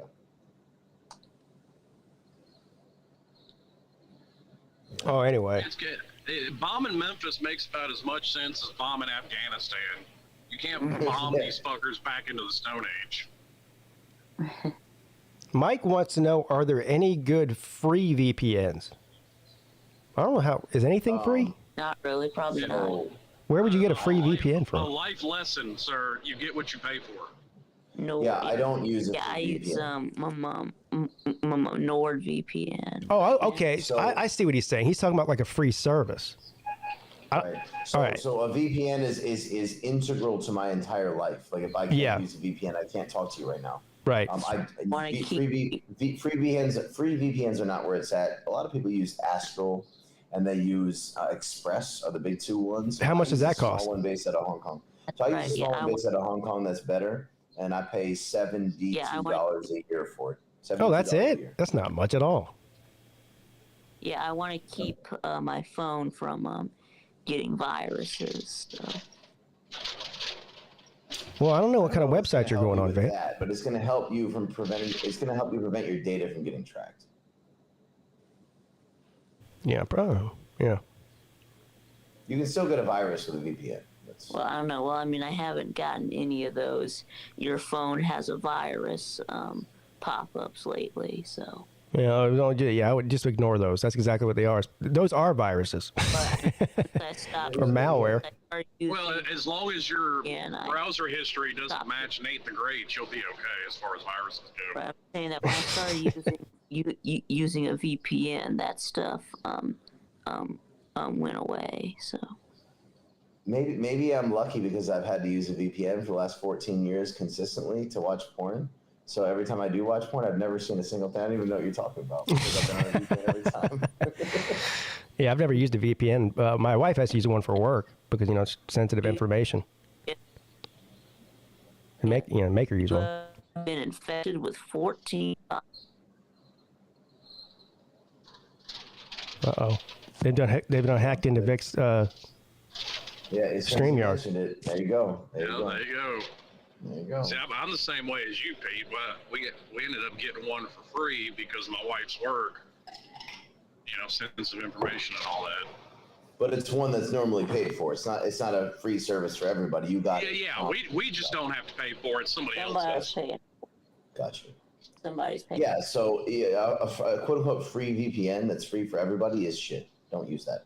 It's not worth a shit. But if you have a paid service, it actually does work. I can vouch for that. They started that whole thing, I think, in 2020 because they were home so much they wanted them to start doing some work from home. Right. Well, right now I am in Fremont, California. So greetings from Fremont. How many of you guys saw the show on? Well, it looks like it looks like Natalie, the Hooter waitress, wants you to let him on. Yeah, I'm setting up to that right now. How many of you guys saw the show on Friday night, or at least some of it? I did not. Did you? He just said Natalie, the Hooter waitress, and then also called. I was on it, so obviously I did. Yeah. I know you. Yeah, and TriStar was. See if I can find this. Yeah, I can see. Vic, I appreciate it. I can see who's back there, buddy. I'm trying to find something to show you guys first. Well, let's be honest. You don't pay it a whole lot of attention, so well, we're just having to tell you. Well, it just depends. I saw Nate pop up on there, and so now I'm looking for something. Hold on, I must be in the wrong damn. I was streaming for 4 hours. I'm just trying to find it. That's like I tried to come back on. I tried to come back on the other day because you were talking about some arranged marriage with my daughter, and I was like, hold up. No, I didn't. What? That's not exactly right. Friday's show went sideways. Yeah. Well, that's not the Friday night shows. You and I have the same age, son. I know that's not quite time for that, right? All right, I'm gonna show you guys this real quick. Nate, hold on. I want everybody to see this first, and then I'll bring you on and I'll hear. So anyway, hopefully you guys can see this on YouTube. If not, you'll have to watch it later. But this was disturbing.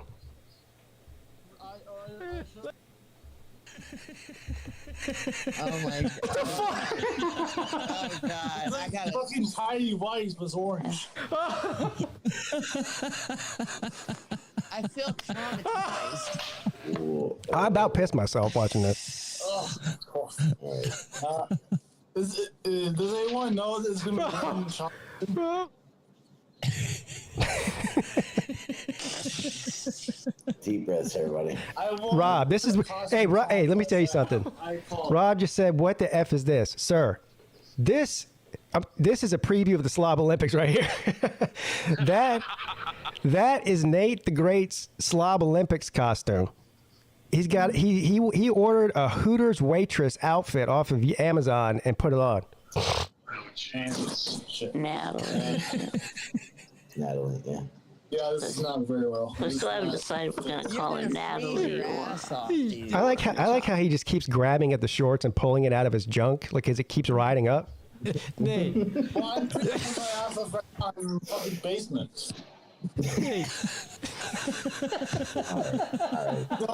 Now, are we going to require a hairnet for the safety of all competitors? You should. All right, you guys get the point. Yeah, I get the point, and I see the point. Well. Whoa, man, Nate, I see bro. The point also. Yeah. I don't know what I got into. I don't know what I got into. But you're still wearing that. That's still your uniform, right? Yeah, you have to wear it now. Yeah. Well, fuck. You have to wear it now. Yeah, you gotta wear it now. Commit to the bit. Yeah, you got to commit to it. And it's like I told you, if you wear that, there's a 100% chance that you're winning the costume contest. I know. So I wouldn't be so sure of that, sir. I don't know. Maybe. I mean, we haven't seen other people's costumes, so maybe I don't know. Maybe you're right. But I'm telling you, he'll be right up towards the top, even if he doesn't win. If he doesn't, what a fucking waste. I don't have anything to say about it. He won't. what exactly is the Slob Olympics? Is that a South Carolina thing? No, the Slob Olympics is not a South Carolina thing. It's a YouTube thing. Yeah, it just happens. Yeah. It just happens to be in South Carolina this year, Jeff. Yeah. It switches every year. Yeah, last year it was in Tennessee. The year before that it was in Georgia. Next year it's probably going to be in Florida. Yeah, I think next year somewhere in Florida. Yeah, we don't know sure when. We'll figure that out. Doesn't even matter to me where in Florida it is because we know it's most likely going to be warm. Mm-hmm. If we end up going with Celine's idea, it'll probably be in Clearwater. Yeah, that's cool. I mean, you know, I'm assuming we want it to be in a coastal town, city. Yeah. Hey, that's my hometown. That's a great place. Okay, Clearwater. That's right by Tampa, right? Yeah. Yes, sir. Yeah. And Clearwater has an airport too, but usually you go to Tampa's. But Clearwater does. Well, see, Clearwater has to have an airport because Scientologists bought up most of Clearwater, so they have to have a place for John Travolta to fly his planes in. Speaking of that, speaking of Scientologists, have you seen? You guys know how Tom Cruise does all of his own stunts on his movies, right? Yeah, he's a nutcase. Have you seen the latest one? He is out of his mind. Legitimately out of his mind. First of all, he does all his stunts. This latest one, I don't know what movie it's for. Maybe it's for Mission Impossible, 85. I don't know. But he rides a motorcycle off of a giant ramp, off of a side of a cliff, and he has a wingsuit on. Then he wingsuits and then pulls a parachute and lands. And he doesn't use a stunt double for this. He did it himself for the movie. He just okay. I mean, Johnny Knoxville has too. What's your point? Well, Johnny Knoxville's Johnny Knoxville. That's what he does. Tom Cruise is an A-list actor. There's no A-list actor out there jumping off of cliffs and shit, dude. He's just built different. He's out of his mind. He lacks stimulation in his life. You know what I mean? Yeah. This is. Yeah. Well, I think the only one that's probably even close to him is like Keanu Reeves is another one that does that kind of thing.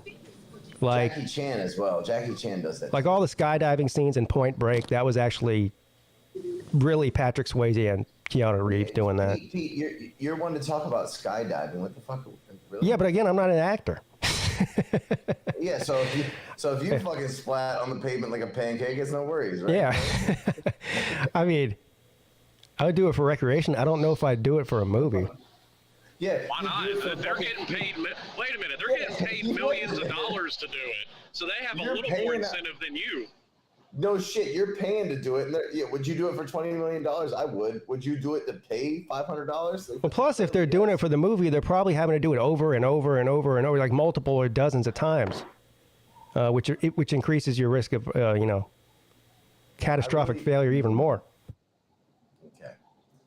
Again, Pete, you're paying to do it, and he's getting paid 8 figures to do it. I don't know. I don't know if this comparison is apt. All right, skydiving, bad example. But even if riding a motorcycle off of a ramp with a wingsuit on is just that, even that's crazy to someone like me. There's levels of crazy. I'm a little bit crazy. That guy's crazy, like nuts. Well, we know that. We've known that for years, man. He's a lunatic. Edward says that Tom Cruise is the last great action hero.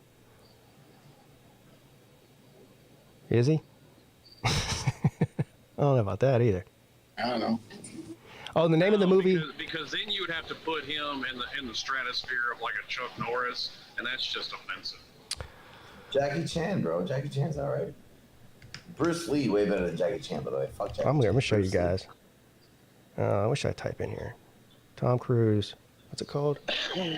Mission Impossible Dead Reckoning is the name of the movie, I guess. Dead. Here it is. Like, I was down with the first couple, but they're starting to get silly. It's beyond that. Yeah, This it's jumped shit. the shark, so to speak. I mean, it's like, the first couple Fast and Furious movies were all right. Yeah. You're right. I'm going to show you guys this. Hopefully I don't get shut down. Oh, yeah, you're going to get taken down. You think so? It's not a matter of think. It's not a matter of if. It's a matter of when. People show movie trailers and shit all the time. This, Pete, do you think Tom Cruise is the kind of bastard to take you down for something like this? I would say yes. Well, that's a good point. But I don't think this is a Tom. I think whatever this is, extra TV. I'll find you. All right, I'm just gonna play it very, very briefly.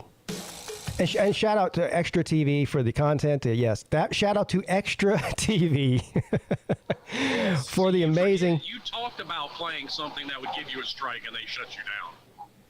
Well, it's up to them. I think it's up to them. I think they get an email, and I'm not trying to use. Well, I am using it because I don't know how else to show it to you. But anyway, credit to them. And by the way, Extra TV, I'm not making any money off of this live stream, okay? But this video is demonetized, so you don't have to worry about that. Fair use, by the way. Gotta throw that fair use clause out there, too. Yeah, fair use in that. Free country. Here, and I'm just going to show a couple seconds of it, too. See, here it is, right here. Tom would have it. And now Tom. Oh, look at that. Hold on. There you go. Look at that. It's worth another try. It's not even a wingsuit. Tom Cruise. It's just a parachute. Off a cliff. So he 6 times today. And he did it 6 times. Holy shit. Tom wasn't satisfied because that's what he told you give me his paycheck. He did it 6 times. What? I'll do it 12 times in a wingsuit for his paycheck. Well, Tom wasn't satisfied with the way the first 5 times looked, so we did it 6 times.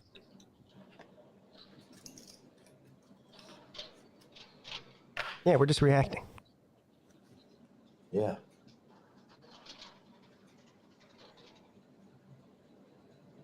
He is a little short bastard, though, isn't he? Yeah, he's a midget. Like 5'4". He's like a midget. Well, I think breaking up with Nicole Kidman was a good idea, because isn't she like 6'2"? Yeah, I saw Nicole Kidman in Shanghai once, man. She's tall as fuck. Way taller than me. I'm 5'11", dude. She's, yeah. It's crazy though. Anybody who saw that, anybody who saw the Top Gun movie, Val Kilmer, and I know Val Kilmer's sick, but he's still, it's not the fact that he's sick. He just looks old as shit. And Tom Cruise looks like he looks terrible. Tom Cruise looks like, I don't even know. I don't know. Maybe there's something to that Scientology thing. Yeah, right. Yeah. Well, maybe there's something to that. Maybe there's something to karma. Because, I mean, Val Kilmer is a world-renowned prick. Yeah, you said that before. It's like you watch, like the behind-the-scenes crap of like movies that were made. Like I watched this hour-long thing on the island of Dr. Moreau. Yeah. And I mean, everybody was just going on about what an asshole Val Kilmer was. Well, I don't know. Maybe Tom Cruise is one of these people that's drinking baby's blood. Yeah, adrenochrome, right? Is that what it's called? Isn't that a thing? Baby blood drinkers? Although, funny enough, and I don't know if this is a coincidence or not, but Kurt Russell and Sam Elliott didn't think that Val Kilmer was that much of an asshole, so maybe he was on his best behavior for Tombstone.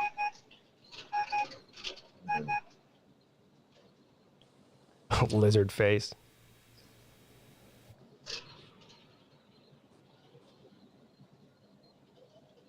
All right, let's see what old TriStar wants here. What's up? You're on. Oh, yep, that's him. Damn, son. Hey, some things never change, I guess. He's in a blizzard. No. Maybe once he what's his name? What's his name? He used to be Jordan. That's who he is. Jordan Culberson. Jordan Culberson. Yeah, Jordan. Hey, turn or roll your window up or whatever. Yeah. All right. Yeah, sorry, I was up in a trailer. Oh, okay. He got a new job as a fucking Air Force pilot. Hey, are you the one that shot down that balloon? Are you flying an F-22 right now? No. I am at an aluminum plant. All right. Everything's very weird here. What do you mean? Like, have to drop the trailer, and like it's hard to explain. Like they have somebody that takes it to the door and whatnot. So they're making aluminum at the aluminum plant, no? Yeah. So I'll tell you what. Yeah. No. Go drive a truck. Go drive a truck in the nuclear power plant and tell me how weird shit gets. Yeah. That shit ain't no joke. What's on your mind, buddy? Put a guy with an M4 in the seat next to me, and I'm like, really? Really? They did? Oh yeah. I'm telling you. At the aluminum plant? No, he's talking about the nuclear plant. Like say you gotta go to Watts Bar or Sequoia TVA nuclear plant, or Stevenson, Alabama is another one. In there. Hey, we had when we went to the Hoover Dam a couple of months ago. You know, they got military checkpoints to get in there to see the Hoover Dam. I mean, we're even with like a sanctioned tour group. And they came up on the van with dogs and M4s and shit looking around. Oh yeah. Yeah. Anyway. And some people are a little overzealous about their job. Like I remember, I was in like 3rd or 4th grade. This is when I was still living in Georgia, and we took a field trip. We went to go meet Jimmy Carter, and I mean, it's fucking Secret Service eyeballing us like one of us finna try and take him out. Well, that's their job, man. That's their job. Kind of like. Well, I get it, but it's a bunch of 10-year-olds. I don't trust them kids. Yeah, you don't know. It might be like in Afghanistan or something. You know, they're carrying a damn RPG or something in their jacket. Yeah, but this is before. You know what? I better stop what I'm saying because now I will get it shut down. I was about to say something, but I don't want to even go down that road. So. I know exactly what you're going to say. Yeah. I know what you were saying, but. This is back in the mid-90s. Yeah, before the world went crazy. That's the way I'll put it. Oh. Yeah. Yeah. Cool to say. Yeah, because it was totally normal shit going on in the 90s. No. But there was one major event that changed the world forever. That's what you know what I mean. Oh. I mean, come on now. The biggest to do in the 90s was Bill Clinton getting head in the Oval Office. Yeah. The blue dress. Yeah, yes. Yeah, a wet spot on that dress. Have sexual relations with that woman. No, I didn't. How innocent we were back then, man. Yeah, well, I wouldn't have admitted to it neither. Did you see her? I know what you're. That's all right. I like him a little bit thick. I think I don't do blame you, Bill. You're right. About, but I don't understand why that would be. Vic, you don't understand the way that the policing of the world and that kind of thing and the paranoia has increased since that event. Absolutely. Dude. I'll tell you who's more paranoid right now is Alabama fans. Yeah. Yeah. I haven't really got, because the news came out, yesterday about Steele? Yeah, and Tommy Rees like 3 Yeah, days ago. the Rees one, that's a little more interesting. But the Steele one, I haven't really paid attention much or on social media and whatnot as far as how they really feel about it. Well, if you wonder where I've been, I'm all over Twitter Spaces now. I've been doing those a lot. I host my own Twitter Spaces, and we talk college football, and we do an SEC space, kind of like how you do an ACC show. We do an SEC space on there. A lot of Alabama fans, like, of course, they're convinced, like, oh, we've got the talent. It's not going to matter who the coordinators are. And I'm like, yeah, it kind of does. Well, of course it does. Yeah, they had the talent last year. I mean, they were complaining. They're going to kill everybody, and it's the revenge tour. Yeah, we hear that every year. I can tell you one thing right now. Year. Clemson, they said, very talented, but had a bad coordinator, in my opinion. And he's gone now. I agree. Yeah. I mean, I think we'll get to see, with how DJ does it at Oregon State, that would be the real telltale sign if it was the coordinators trying to force him to play like Trevor Lawrence, or was it he just wasn't comfortable there. Well, I think it's very clear that the coordinators tried to fit a square peg into a round hole. All right. Now, I think Garrett Rowley is the kind of guy who can actually do that, who's going to fit a round peg into whatever fucking hole. He's going to make the hole rather than, you understand what I'm trying to say? So, right. I feel pretty good about our coordinator situation right now, as well as our quarterback situation. So I do too. Don't y'all worry your pretty heads about us. We'll be all right. I feel good about our coordinator situation.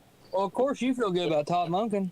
I mean, I just got done reading all the Kevin Steele stats. His career, and he's been around a long time. He's coached at more than half of the SEC universities and more. So it's not like he's not experienced, but his track record is really not that good. And this is not his first time at Alabama under Nick Saban. You also completely left out everywhere that he did good at. I mean, this guy's got 2 national titles as a defensive coordinator. Okay. So he's also not half as bad as you're trying to make him out. All I did was read an article. You're talking about Kevin Steele, correct, Slim? Yes. Right.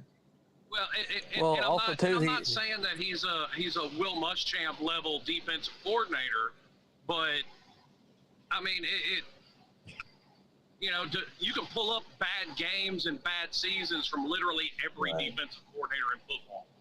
Well, I think it's as simple as this. So Nick Saban is in the twilight years of his career, and he doesn't want to take a risk on a young coordinator, right? Dabo is not, and so he did take a risk on a young coordinator, which I don't actually feel like is a real risk, but especially on defense, because Nick's a defensive guy. He doesn't want to take a risk on an up-and-coming defensive coordinator in the last, 2, 3, 4 years of his career. Well, hold on now. But he just took a risk on a young offensive coordinator. Sure, yeah. But he doesn't give too much of a shit about that. You know that. Like of course he does. He's a defensive guy. Yeah, but he knows. But Saban's not stupid. He knows that the offense is just as important these days in football as anything else. That's for sure true. But I feel like he's much more likely to bank on the talent that he's recruited on offense and hire and take a risk on the offensive coordinator side than he is to do that on defense, right? And so I feel like he can hire a comfortable guy that he's familiar with, that he's known for 20 whatever years, to sort of handle that and hold that down until he retires. All right, so I know, is Kevin Steele going to be the next Alabama head coach? Of course not. So I know, no. So I know that Slim is not like 95% of the Miami people that are on the internet. So it's not asking Slim his opinion isn't really giving me a very good gauge, but maybe Slim does pay attention to what other Miami fans are saying about this. Because what I've been reading on the Twitter machine, because I follow a bunch of Miami people on there, is that they weren't upset to see Steele go at all. Well, most Miami fans, they want excellence year 1 or you need to go. Yeah, which is fucking retarded. But how do you feel about Steele? Are you? I mean, I don't know. Did you like him? I think he's a very good defensive coordinator. But I mean, I'll put it like this: he's going to be much more easily replaced because we've already got Charlie Strong there. That was co-DC. Right. But I'll say this, one thing too, Kevin Steele is one of the biggest snakes in college football. Uh-oh. No, I'm serious. Have you looked up what happened at Auburn when he was there? No, I have no idea. Well, okay. I do know that he was there when Malzahn got fired. Yes. Right, yeah. I don't know, but what did he do that was snakish?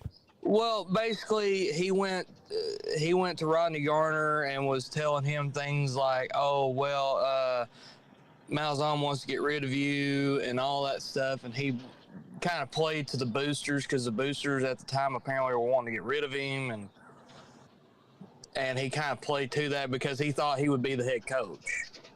Yeah.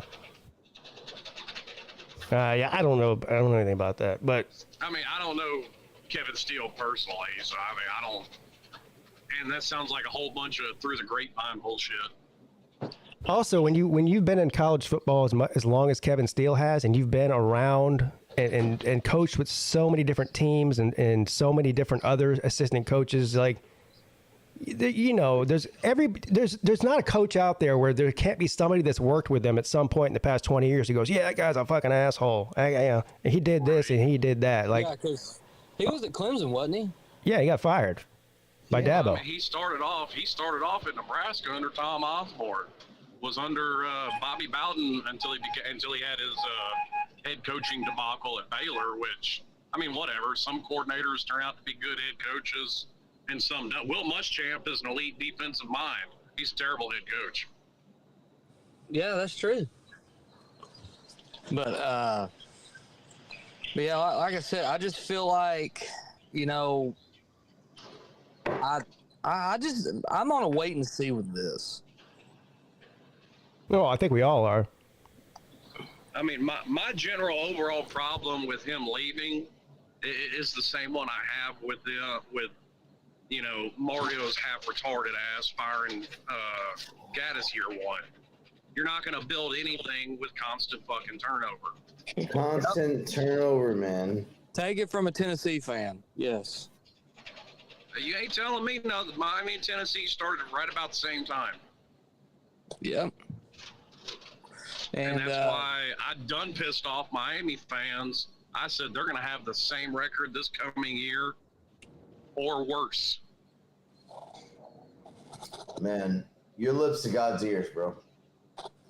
Wouldn't surprise me in the least bit if Miami goes like 4-8 or some shit like that. Okay, but if Miami goes 4-8, you know, you're the impatient Miami fans, and I'm doing air quotes when I say this, like, are gonna have a problem with that. All right, I feel like Miami's got more fans on the internet than they have in the stands. They are, but until the fan base, the media surrounding the team, and everybody associated with the team at the university learns the definition of fucking insanity, this program's going to continue to be what it's been for the past 15 years. You know what? And I think you're right. I think, Slim, you're absolutely correct. And you are in the minority in terms of the Miami fan base and understanding that fact, right? And I feel like if that were the case in terms of the Clemson fan base 12 years ago, Dabo would have got fired, right? Oh, yeah. And so, right. Dabo would have been fired. If the Clemson fan base was as impatient as the Miami fan base is, Dabo would have been fired after the 2010 season, and then we would have been in this spiral of this cycle of mediocrity, right? And we would have never achieved the things that we have achieved. And I think it's important that the Miami fan base fucking wakes up and understands that fact, right? Well, it's not just them. You have all the media on every website and every YouTube channel and every newscast spewing the same bullshit. The offense didn't work out year one, fire Josh Gaddis. No, you idiot. Sonny Dykes and TCU are the exception to the rule. If you're banking on the exception to the rule, you got some time. Because Miami's had their exceptions. Rhett Lashley came in and had success from the very beginning. He also brought in a quarterback tailor-made for the offense he ran.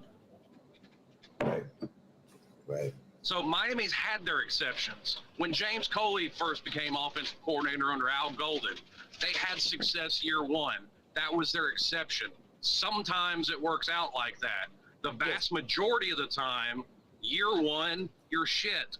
Nick Saban, year one at Bama, shit. Kirby Smart, year one at Georgia, shit. Right. That's the majority of what happens. Yeah, James Coley is definitely an exception to the rule.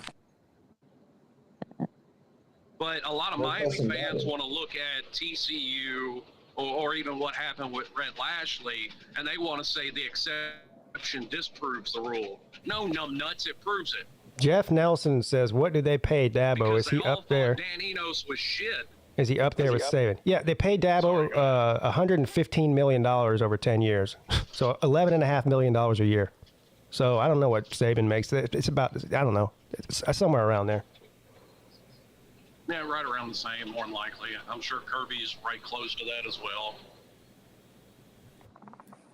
Yeah, I think so. Right. Yeah, because James Coley was terrible at Georgia. So. Yeah, well, speaking of Georgia, what's the update with Todd Monken? Like, is he going to go to the NFL, or? He might be staying, he might be going. We don't know. So are y'all going, if he leaves, are y'all going to go back to having Mike Bobo as your offensive coordinator? Oh Lord. Run the ball, Bobo. Yeah, that's gonna happen. time is starting to become an issue now. As far as you need to get a coordinator in there. You know what? Speaking of running the ball, this is literally how brain dead a lot of the Miami fan base is on YouTube. Yeah. All you hear out of any of them is how, Gaddis just runs the ball too much. He runs the ball here, runs the ball there. All he wants to do is run the ball. You look up the stats for the year, it is almost an exact 50-50 split between pass and run. Yeah. Well, Miami fans are brain dead. What do you want? I've said it before. I'll say it again. Sometimes I just fucking can't with these people. Well, I like trolling them all the time. It's fun. It's like Texas fans. I always like trolling them. I like trolling them too. Pete, I've got to ask you. You know what I mean? You've been a Clemson fan for a long time, as have I. Mm-hmm. Maybe I've been a Clemson fan since '98. You probably longer than me. Yeah, since the '80s. But right. So, I feel like Clemson fans, the Clemson fan base, is much more brain dead now than it was prior to our current success, right? I think does breed complacency. I believe that you're right. Yes, but maybe not though. Maybe it's just more noticeable now. Right, but what some just said, success breeds complacency. Sure, but it's not a complacency issue, right? Like back then, we were more complacent in the 90s and in the aughts when I was a fan, when I was a kid growing up in middle school and high school, and then in the mid-aughts when I was a student, right? Where we were much more complacent. Shit, I pined for years and years for us to just win the AC Atlantic Division. Yeah, but see, so that kind of proves opposite of what your point was originally. I think maybe well, at least in my opinion, because I remember specifically especially during the Tommy Bowden years. Excuse me. Which is where I came up in the. I used to argue with Clemson fans all the time about we need to fire Tommy Bowden, and they always would come back with me with the loser mentality. Well, he's made a bowl game 8 straight years in a row, Pete. Right. He has an 80% winning percentage in the bowls, Pete. I'm like, is that really like the ceiling that you think we have? Because I don't think so. As my roommate used to joke, we used to do the Tommy Bowden accent. The stability we have as a program. Yeah, stability. Yeah. Yeah. Stably mediocre. Stably mediocre. Yeah, that's no fun. Sorry. Right, and that's what we were for a long time throughout the aughts, throughout the 2000s. That's what we were. Right. So I don't know. I don't know. I think probably now the fans. Well, look, there's a lot of fans out there that are Clemson fans that think I'm the delusional one or I'm the brain dead one because I don't agree with what they say. Is that nowadays you've got Clemson fans that think if we lose a single game that it's the end of the fucking world, right? Because they're spoiled, right? Now, I'm not trying to say that there has You're starting to sound like Dabo. Right, but what I'm saying, but he's not wrong. There has to be some sort of balance between understanding where we came from and where we are. Where we came from, where we were at recently, and where we are, right? There's some balance. My problem with lose a couple games, it's not over, right? My problem with that is people go, and Dabo too. Don't complain. You're spoiled. You must be a new fan. Blah blah blah. Which I have to go ahead and remind them I'm not. Most of these people that tell me that shit, I've been a fan longer than they've been alive. But and then so Dabo goes, yeah, don't criticize the team. I know we can't go 15-0 every year. So I get all that. But then the next thing he does and go out and fire Brandon Streeter and says and goes in. Now reportedly, this is another thing that came out over the weekend. Apparently last season, after a couple of tough losses, he gathered his entire staff together and basically threatened all of them and said, look, I'm not scared to blow this whole thing up and start over if you guys don't get your shit together. So clearly he agreed with me.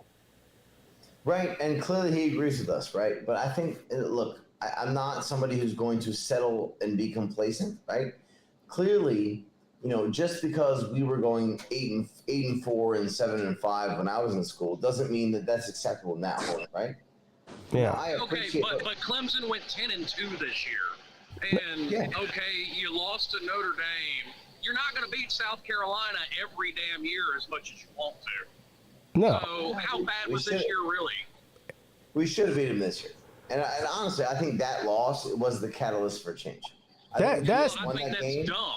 because you won 7 in a row against South Carolina, a team you play every year. You're just not going to beat them every single year. If we had not blown that game, Streeter would be our offensive coordinator. Slim, it's not. It really doesn't have anything to do with the fact that we lost to South Carolina, or that we lost any games at all, or how many games we lost. It has to do with the fact that we were so much more talented than virtually every other team, and there was just every game was a struggle win.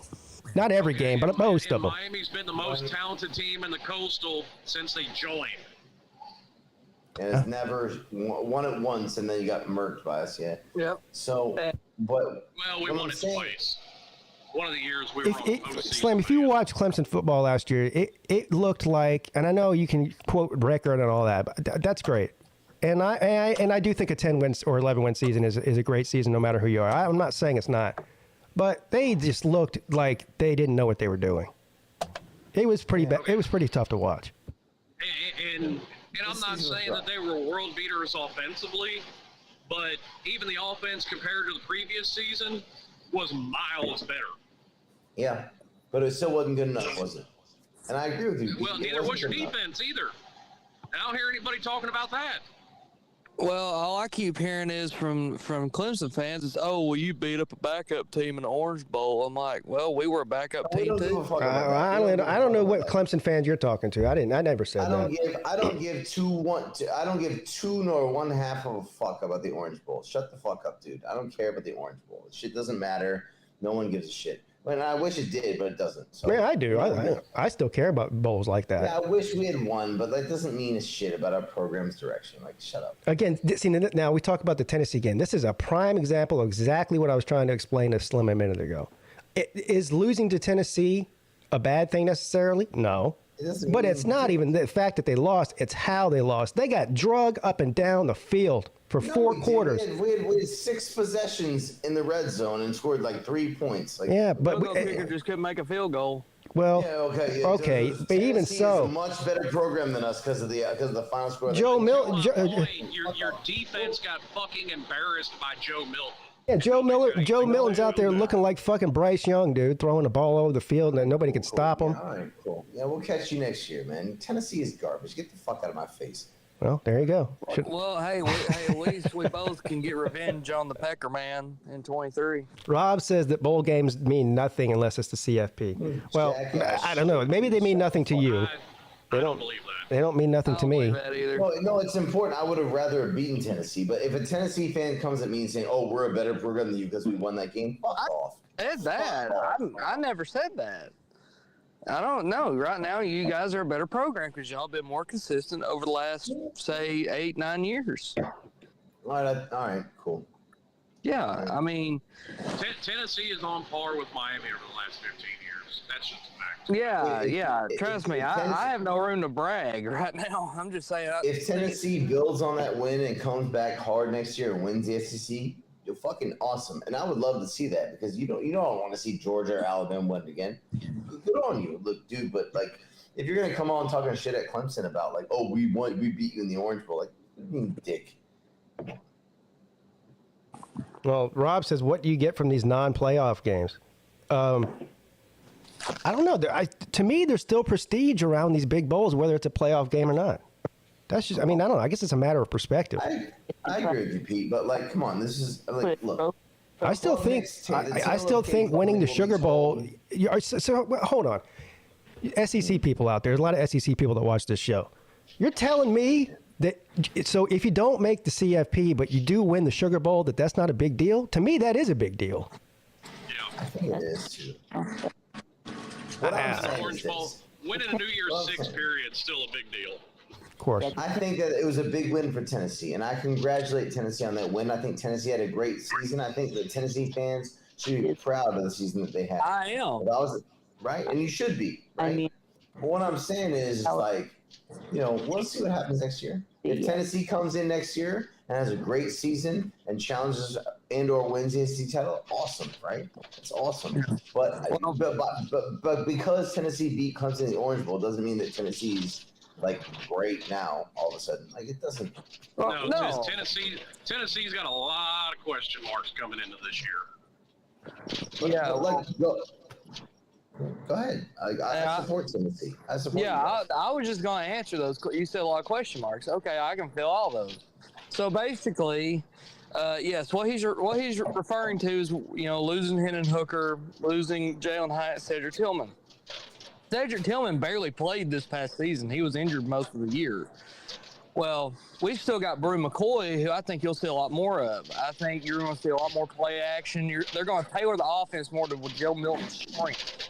Because there was a lot of things that Hooker was too afraid to do that I wish he would have done more, but he was so scared to turn the ball over. Like Hendon Hooker, his big thing was he was great at throwing it downfield along the sideline. He was great at that, but you couldn't ask him to throw it the middle. He was horrible at throwing up the middle. And, we've got some really, really good receivers. Like I said, we still got Brew McCoy. Squirrel White is just as fast as Jalen Hyatt, but he's about 1.5 inches shorter. He'll fit right into that. And then we've also, too, just got Dante Thornton, that really good 6'5", 200, runs a 4.3 wide receiver from Oregon. I actually was talked to him in one of my Twitter spaces, and he's all the time, him and Milton are throwing balls, to each other and really getting that connection going. And Joe's been working I've been impressed with him, like how hard he's been working so far this offseason. Okay, that's fine, but do you think your offense is going to be as good this next season as it was this past season? I mean, or do you think it's going to take a step back? I mean, I think it might take a slight step back. I'm not expecting just an absolute tank, like just to drop off like a rock. I don't expect that. Okay, but to have the same season, your defense has got to take a step about a mile forward. I agree with that. I don't disagree with that. If that doesn't happen, you're back to a 7-win season. Right. I got no reason to think your defense is going to make a huge leap forward. Well, most of the guys you've seen, that played bad, well, see, for example, I'll use in secondary, cornerback. Cornerback, we were very banged up, and we were very thin. There's a lot, I want a lot of people. Well, I'm not lying. Yeah, so was Miami. Yeah, I mean. And there's still no excuse for the record that they had. Right. Well, Miami's got a whole plethora of issues. Well, they do. They've got a whole fucking culture problem beyond that. But and you saw that with all the people transferring out. And I don't think that's done. I think by the end of this next season, because he's already flipped half that roster between transfers, guys that left, early and went to the NFL, or guys who are just out of eligibility. You've got like a 40-something player swing on Miami's roster, and I don't think it's done. I think you got another offseason of that. Sure. So what you're saying is Miami fans will have to exercise a modicum of patience in order to flip the roster and become an actual viable team. Oh, exactly. But the problem is you get on YouTube and you got numbnuts like Alonzo on here talking about he's got no excuse not to win 10 games because he brought in this great recruiting class this year. So fucking what? One or two of them may see the field this year, and that's about it. Well, he's an idiot, as has been established for a long time. But that's the majority of the Miami fan base on YouTube. Yeah. There are a couple of exceptions. T2Y is one of them. Now, he plays into a lot of it just for shits and giggles. So I want to ask you, how do you feel about Coach Coop? Because I think he's hilarious. How do you feel about Coop? I like Coop, but he's just not quite my speed. I like more of the trash talk. And Coop's not into that like I am. I like Coop, don't get me wrong, and I still watch him, and I still support him and the whole nine. Yeah. That's if we see him anymore. I hope he comes back. That's true. He's been gone for a while. Yeah, well, understandably. No, I understand, yeah. I understand why. I wish he hadn't posted that video. I mean, that wasn't the time. Oh, God, that was hard to watch. It was. I'm not sure what you're talking about. What happened? He literally posted a video about 5 minutes after his little brother died. Yeah, a couple months ago. And saying he was going to be gone for a while. And like I said, a lot of it's understandable. A lot of it's, not to delve down a rabbit hole or anything, but it's kind of the problem with social media in general. Not always the time to post something like that immediately after something like that happens. The other side of that coin, though, is he clearly was not thinking clearly. Who knows what was going through his mind at that time. So, but anyway, the video was just really sad to watch. It's hard. It was hard to watch. I don't even think I made it through the whole video. I had to turn it off. No, I did. No disrespect. I was just asking. I don't watch a lot of videos. The whole thing. Yeah. He's a good guy. He really is. And a lot of people give him shit, especially in the Miami fan base, because and I've heard this even about me because I don't live in Florida anymore. But he's not a real Miami fan because he's not from Miami or he's not from Florida. Fuck off with that bullshit. Right.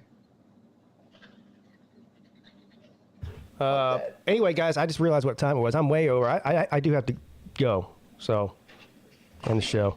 All right, gentlemen. Hey. Yeah. What's going on with y'all? All right. See you later, Volusia. Love you, brother. Talk to you later. Take care, man. All right. See you next time. TriStar, thank you for coming on. Good to see you again. Hear from you again.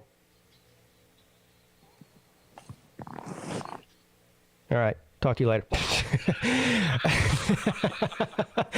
VicTube, as usual, my friend. Great. Yeah, see y'all. All right. See you later. And Slim, last but not least, of course. Hey, I appreciate it. Love you, buddy. All right, man. Love you too. Talk to you later. All right. Well, you guys have it. Like I mentioned before, earlier in the show. Damn it. Well, hold on. Now I just lost my damn.